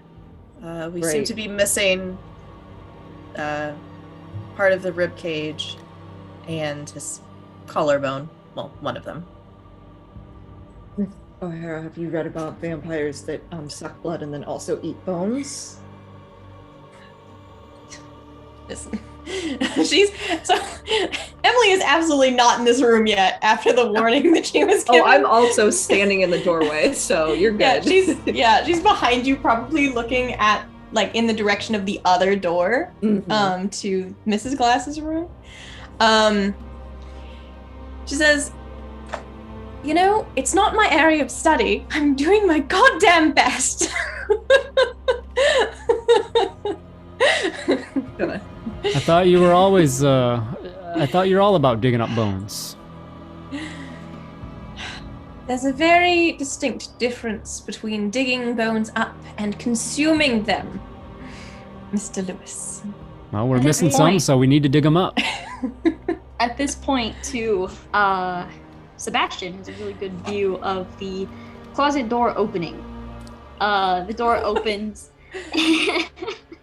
and you see what once was Mrs. Glass standing in this room, holding on to about half a rib cage, just kind of licking the bones clean, blood kind of smeared all across her chin and her cheeks. You also see, as she kind of finishes and looks up in your direction, her eyes are different, all black, entirely black. And you see her teeth are kind of like, you can't really see most of them, but the front two are just kind of almost like, they're like fangs, not like a typical vampire's fangs. Like they are just the front two teeth that kind of curl down just a little bit.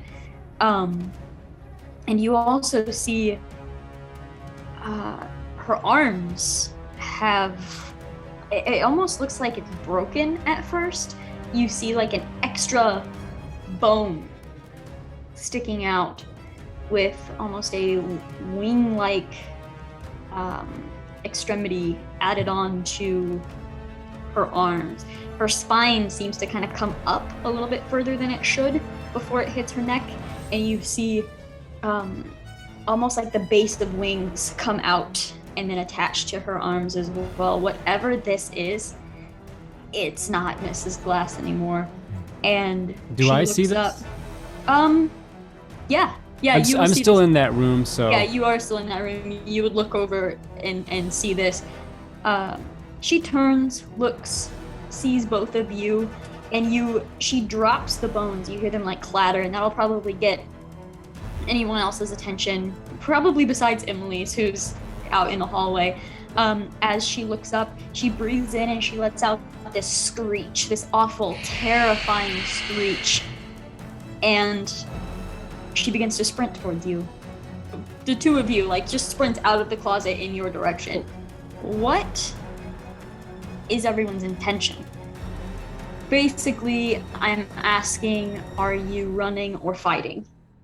Oh, I'm running. I'm closing the door. Like, I will just look at Evie and I'll just be like, sorry, buddy, and I'm just gonna slam the door closed. To the hallway, right? Yes, to the hallway. Bastard. Hey. Because I'm in the room. I think even before hearing that, basically just bringing up that case, just a swing up to hit this thing. I mean, basically self-defense at this point. Okay. And then what are Cal and Vivi's? Cal, on hearing this, or if he sees anything through the door, he will attempt to intercept. So you would like to rush in. He would rush it and tackle it just to stop it. All right. With knuckle dusters risen. Vivi. That would be his instinct. Okay. She's not gonna fight it. She will grab her gun out for, in case it heads her way. But I think she's going to linger a bit to make sure that Cal and Evie get out. Okay. So, or if somebody gets injured, she can be there to help. All right. I'm gonna leave Emily out of this round temporarily, just because there's no real reaction except for seeing Sebastian slam the door and run, I assume. Oh no, I just slammed the door and then I'm just gonna just All right, stand so there yeah, like wide-eyed. We'll do that first. So, yeah, Emily, you see Sebastian slam the door wide-eyed and kind of look over at you. You hear fighting. You hear bodies colliding inside the room. What are you doing? Protecting myself. Don't you have a gun? Yes. Okay, listen. We should go in through the other way to Miss Glass's room, and we should figure out what the fuck is going on with this mirror, because if we could do it, then we could save everybody. I also just didn't want to become her snack immediately, okay? Other door it is. Go to the other door.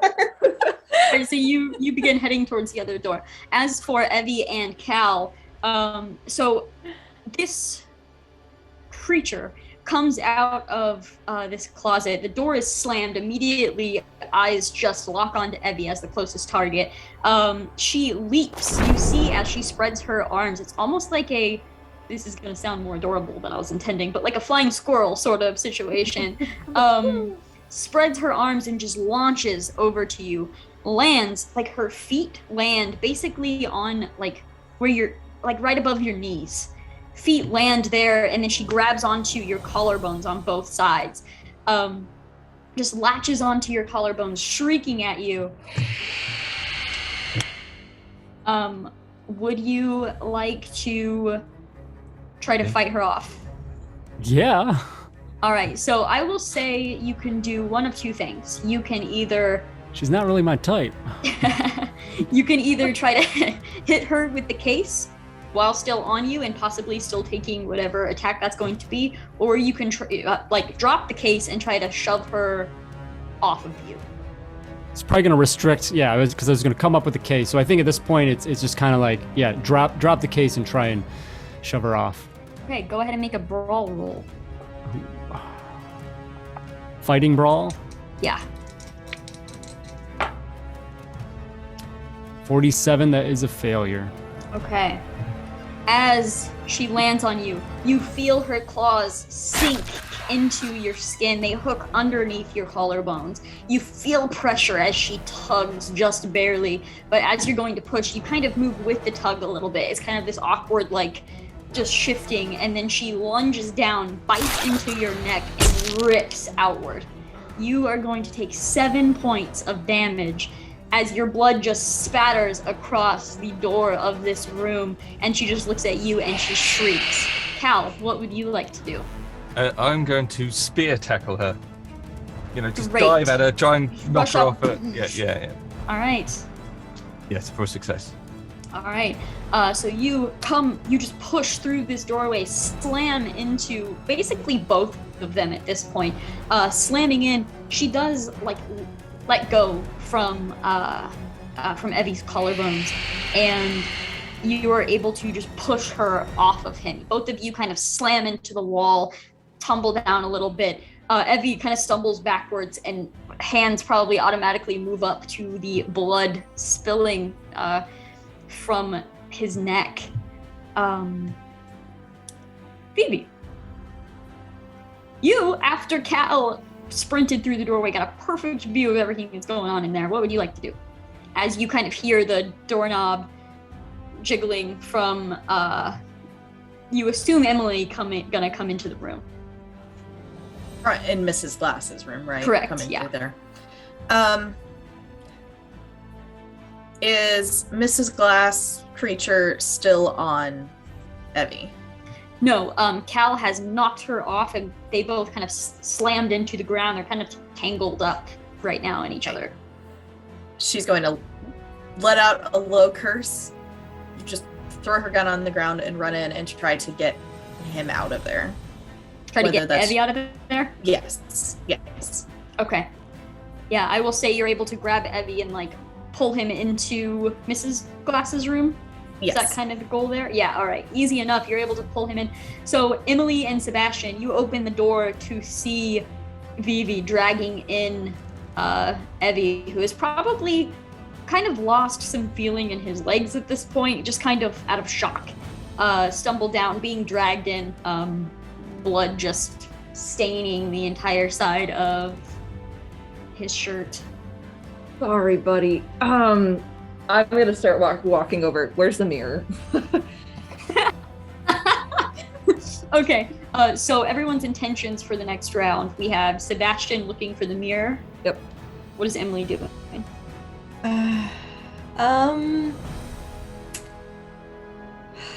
God. Yeah, probably. No, you know what? She's gonna take a moment to look in the other room for two things. One, to see what's going on with Mrs. Glass, the formerly Mrs. Glass, but also to try to take a quick peek at what was described to her as a room full of paper, to see if she can spot anything like really quick that might inform what we're doing. Okay. What is Vivi doing? Evie is going to try to heal Evie pretty much. Okay. So she's going to try to, close up the wound, stop the bleeding, all that. All right. And is Evie doing anything in particular? No, just just laying there hoping for The best? Yep, absolutely. Hoping not to die. Yeah. All right. Cal, what would you like to do? I would like to try and smash the face of this thing. Great, like with the brass knuckles, right? Yeah. Sure. Go ahead and make your roll for that. That's not good. I got a 76. Okay. So, as you reach up to go and punch down at this creature, you're beginning to notice like certain joints are just unnatural. The elbow doesn't quite work the way that an elbow should work with this new like wing, and as she goes to move, she just kind of shifts just barely, and as you go to punch down, she reaches up with these claw-like hands, grabs onto your fist with one of them, and slices your hand off with the other. She has your hand with the brass knuckles in her hand. You're going to take 8 points of damage as your hand suddenly just starts, your wrist is just spurting blood right now. She just holds onto it, and then she puts it in her mouth. Okay. I'm gonna have you make a sanity roll for me as well. Okay. Everybody in the other room would hear him say, "Motherfucker!" The out of character realization of what just happened was amazing. Around the table. 63. So I didn't make it because I'm 50-50 on sanity now. Okay. Roll the d10 for me. I'm not surprised he did make that, to be honest. Right. I mean, you're gonna lose 6 points of sanity. Looking at this, and you looking at just Rowena Glass drinking the blood from your severed hand, and then she uses this moment to also just kind of like push you off of her. It kind of like pushes you up against the side of the bed on the other side, and is just sitting there like drinking with her other hand. Okay. Help you choke. I am going to have Vivi make a medicine roll. So that is a 60 for her medicine, which just makes it. Okay. So I rolled a 3, so he heals back 3. Sweet. Yeah, as you're basically stopping the bleeding, like you just pull out any materials that you can and just start wrapping. You probably don't have much mobility in your neck right now. Like, you can't really turn your head because it is just wrapped to the point where she's trying to keep you from dying over here. As for Emily and Sebastian, I'm going to have you both make spot hidden rolls for me. I got a 13, and my spot hidden is 15. So. Ooh. I'm going to push my luck to drop it down to 50 so that I succeed. Okay. So Emily getting the slightest little glance into Dr. Glass's room. You definitely see various symbols that resemble the symbols that you saw on the floor in the weird little flash that you had. They're definitely the same symbols, and Dr. Glass has scribbled many notes, but unfortunately you can't really see what those say unless you want to go into that room where you just heard Cal shout, "Motherfucker!"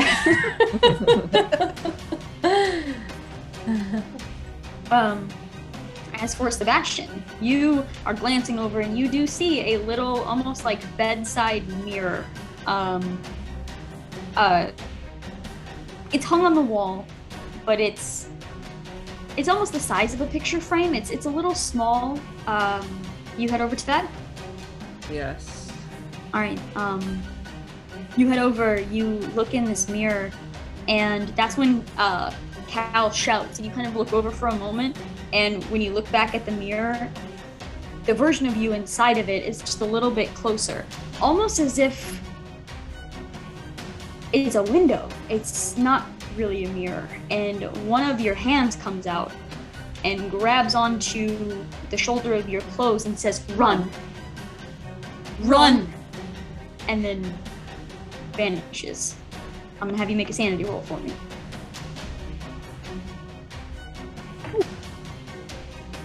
$31. Success? Yes, that is a Cool. success. All right. Vanishes. You swear you can still feel like the clothing being tugged, but as you kind of look, it's not there. I am going to try sticking my hand through the mirror now. Or not. Touch yeah, glass. the mirror. Yeah, you just touch glass. Yeah.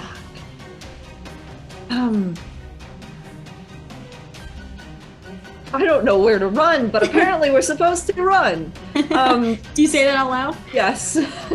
Emily, was there anything else you wanted to do besides kind of glancing in and seeing those notes? Is there a door still intact between the other room and this one? Yep. See, I told you. I told you. It's every man for himself right now, and woman. It's every person.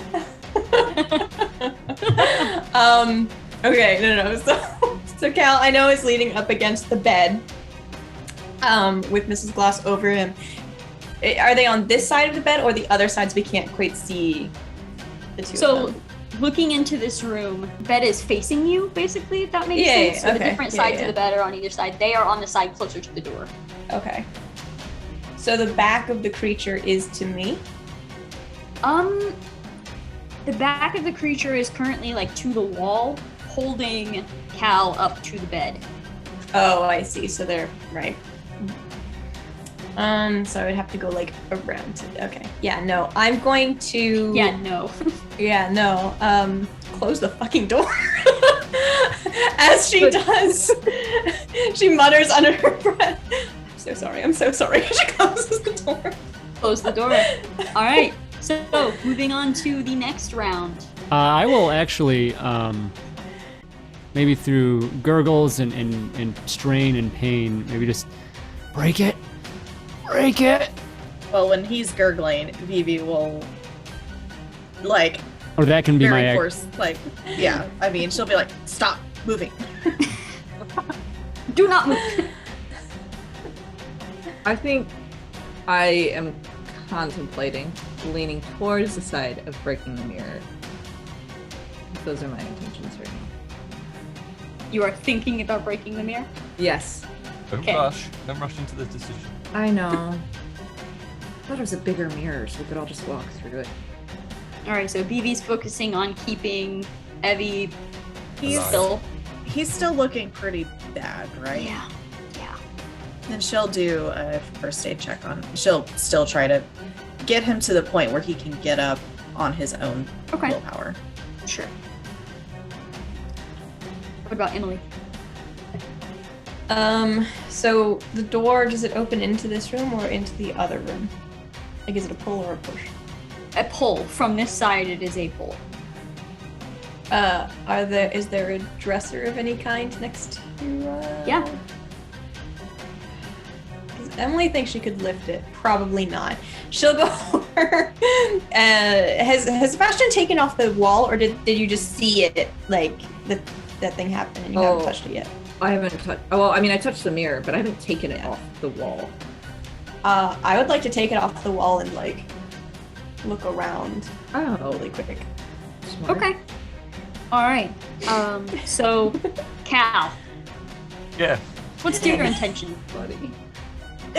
While they're all having fun in the other room investigating, Cal would like to. He still has his pistol in his other hand. Mhm. He would like to try and shove it in the face of this thing and unload as many bullets as he can in a round. All right. Make those. I don't know. I guess it's only one shot a round, isn't it? Really, but You know what? For the hell of it, fire as many as you want right now. okay. He's got a full gun. He's got 6 shots. Go for it. That's the sign of Carrie being like, you can't kill it. Sorry. The first one, yeah. Well, he doesn't know that. He doesn't know that. He's only doing what he can get. Yeah, 47 was the first one. I've got to beat 65.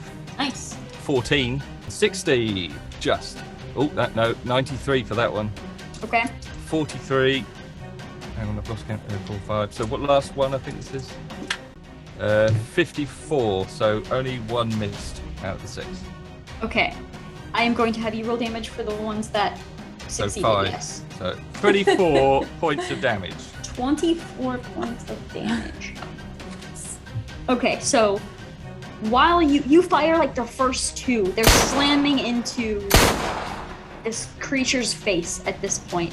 In anger, she lashes out, she drops your hand, lashes out, and stabs into you with her other hand, her claws, stabs into your chest. You feel a couple claws are like above your collarbone, a couple are below. They definitely are piercing just way too deep into your body. Stabbed into you, and then you fire off the rest of the shots. Just pop, just right into the face of this creature. Enough to make her pull the claws out and stumble backwards against this wall. You see multiple terrible wounds in the face as she kind of slumps into the corner, and she doesn't seem dead by this, but she seems rendered at least stunned or hurt or badly hurt or something. She is sitting there, no longer trying to attack you. For that stab, you are going to take 6 points of damage. Out. I've only got 5 left. Explain to us what this death looks like. As the creature sort of shuns away, Cal is probably coughing up blood at this point as it's sort of coming through, and he's just staring at it, grimacing, sort of almost growling at it, and he's just raised his gun up, just going click, click, click, click, click, click, click, and he'll just keep clicking till he passes out.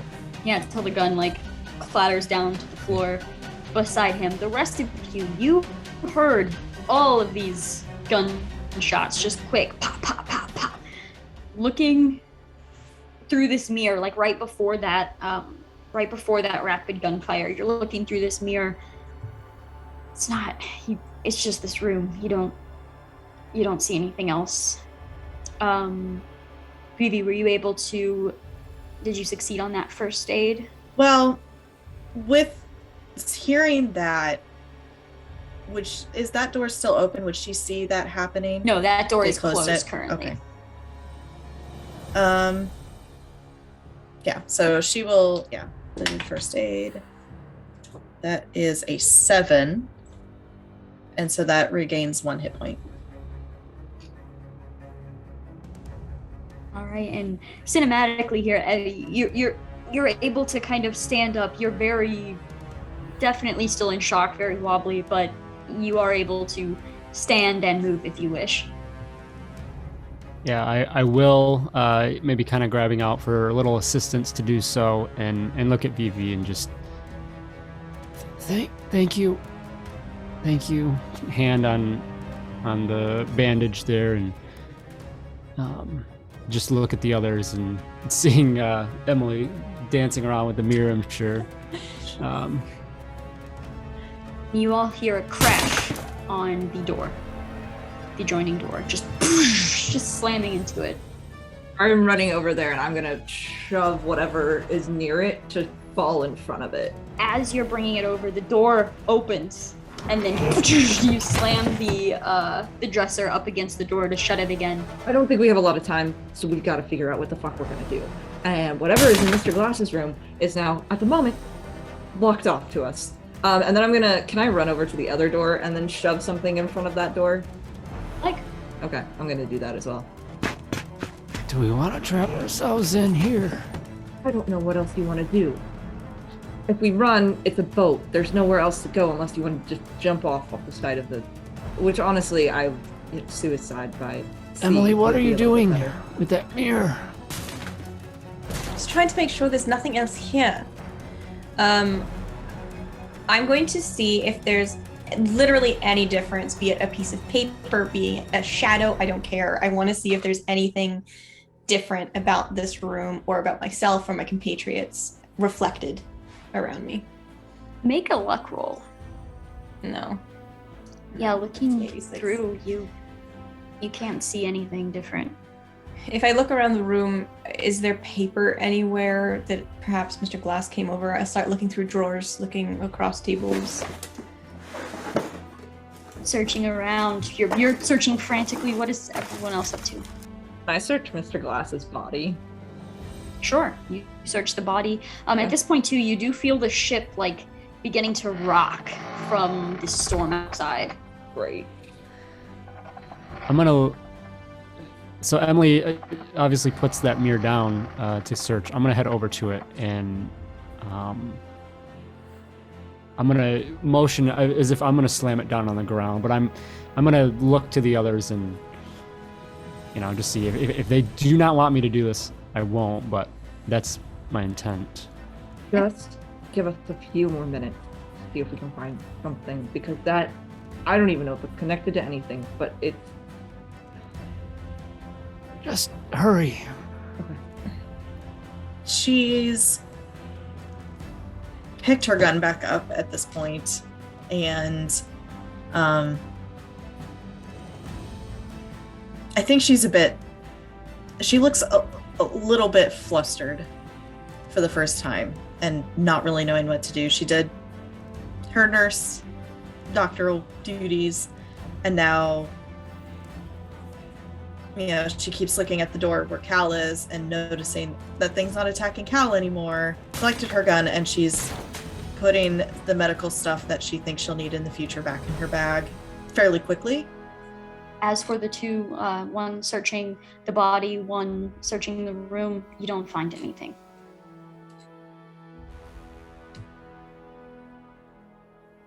There's another bang on the door. Some of the wood splinters from the top, and you see a claw kind of pushing its way in to try to bust through more of the door. Go for it. Break the mirror. No, just holding it up, giving just one last look of "Are you sure?" and just bring it down as hard as I can on the floor, on its narrow edge on the frame. All right. Where is everyone's sanity right now? 48.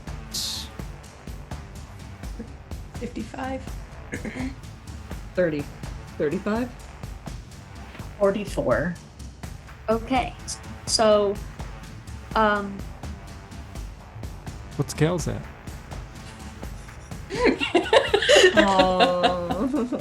Soon. So Sebastian is actually the only one that can hear this. As the glass, as it slams down, the glass shatters. All of you hear the sound of the shattering glass, almost like lasting a little longer than it should. And Sebastian, you just hear a little whisper. It almost sounds like an Irish accent of some sort. It just says, I think that whatever just happened to you, you did the right thing. the glass settles. You're still in the room. The mirror is broken. And then there's a crash on the door as Rowena Glass is still trying to claw her way in. I'll look at the two people holding guns and point, shoot her! You've all got 7 years bad luck. I know. I am going to go sort of like gun towards where she's trying to come in. I'm going to back my way towards the door to come in from the hallway. And I'm going to start shoving that, whatever I put in front of it, I'm going to start shoving it away so people can start getting out. Okay, done. Well, if I can, I'll offer, any effort that I can. Moral within my support. limits, but yeah, probably mostly that. Put a hand on the chest and just move it with the chest. Yeah. But the door is unblocked. I'm gonna pick up the biggest piece of glass that I can that is still intact, and run the fuck away. All right, so we are heading out of the store. I'm going to take a couple shots at her if I can. It's like can you now see her enough that like the shot is not? Yeah, Okay. I will say like a good portion of the door has been just ripped off, and Okay. she's looking down and seeing now that there's something pressed up against it, and you see her like shoving harder. So yeah, make those firearm Okay. rolls. I will fire 3 then. That one Okay. is a success. That one is not a success though. And that one's also a success. Yeah. I'll just let that Roll be. damage for 2. 17 points of damage. Fire 3 different times. We'll say it's the first 2 that like slam into her. She backs up, and the third one just slams into the wood of the door that was like, just shattered there. So she has backed up. Now you're heading out. Yes. Running Alright. after everybody else. So where are we heading? The deck? That's Okay. where I'm gonna go. I don't know what you all want to do. Maybe the captain's quarters. I don't want to lock us in somewhere Yeah. though. Yeah. What was that you said a little bit ago? We're on a boat? We're on a boat. Nowhere to run. Unless you want to jump into the water, which I don't want to see what that turns into. Once we, I don't know how much running I'm doing, but hurried movement. But once we come above deck there, what does it look like? Start there. So you rush up to this deck. As you all come up, you see the whirlwind of ocean and sky closing in on the ship around you. Darkness is overtaking everything, and just when you think the ocean is going to swallow you up entirely, there is a jolt. You hear wood splintering, creaking, cracking, with just immense force as this ship crashes into something solid. And you are all thrown from your positions. You slam into walls, you fall into the ocean. You're sucked in by the whirlwind. You don't know what's worse, that the ship has crashed, or that Rowena Glass is probably in this whirlwind with you and you don't know where she is. As you look around you and you see this ship has just split into multiple pieces all around you, I'm going to have everyone make a sanity roll for me. Failed. Seed? Succeeded. Succeed. This is the theme. Okay, so those that succeeded, you tried to get your bearings and begin to swim, but you're looking around at the mess of wood and supplies and water, and you can't tell which way is up. I'm gonna have all of you make a swim roll for me.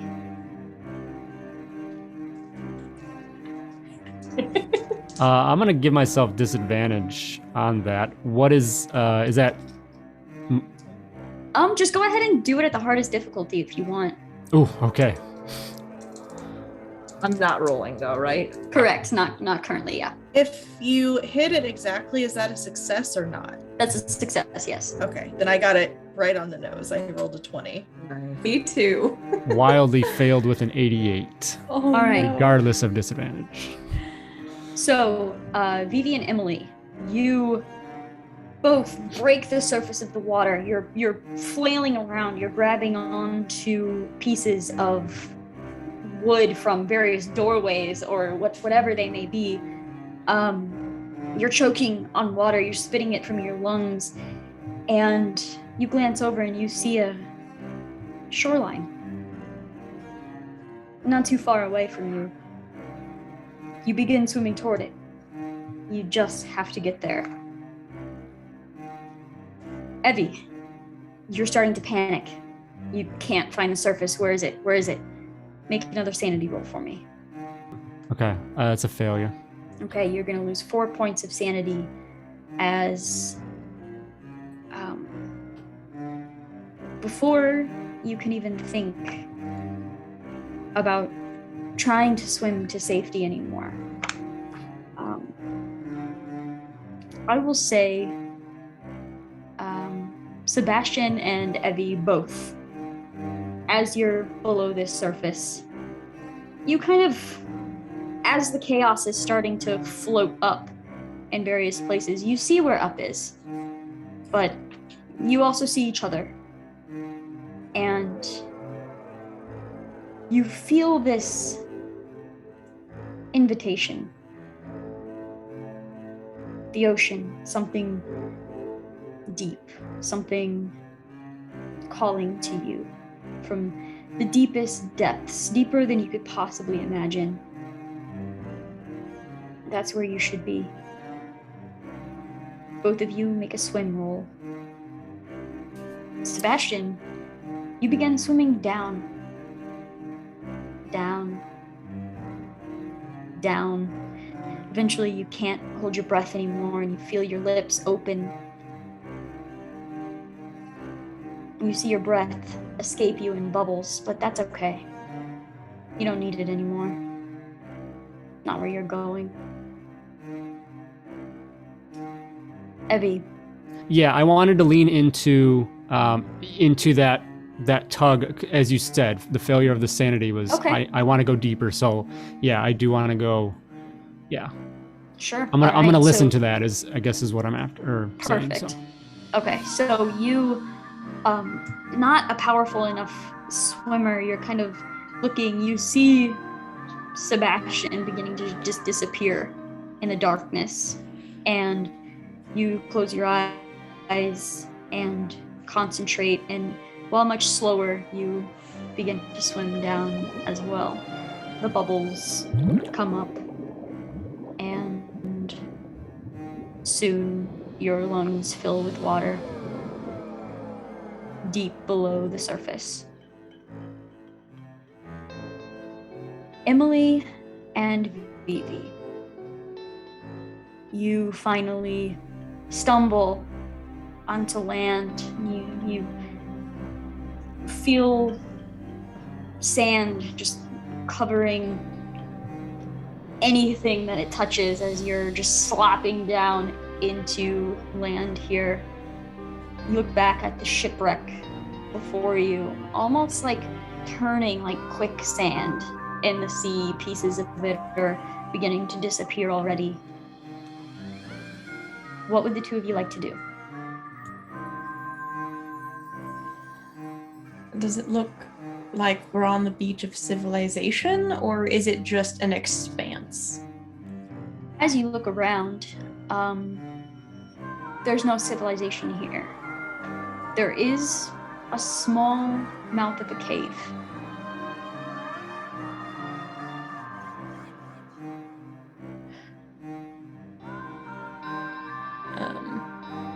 I'll pick myself up and just try to squeeze out all the water from my skirts and stuff, and go over to Vivi to help her up. She'll accept the help and kind of do the same.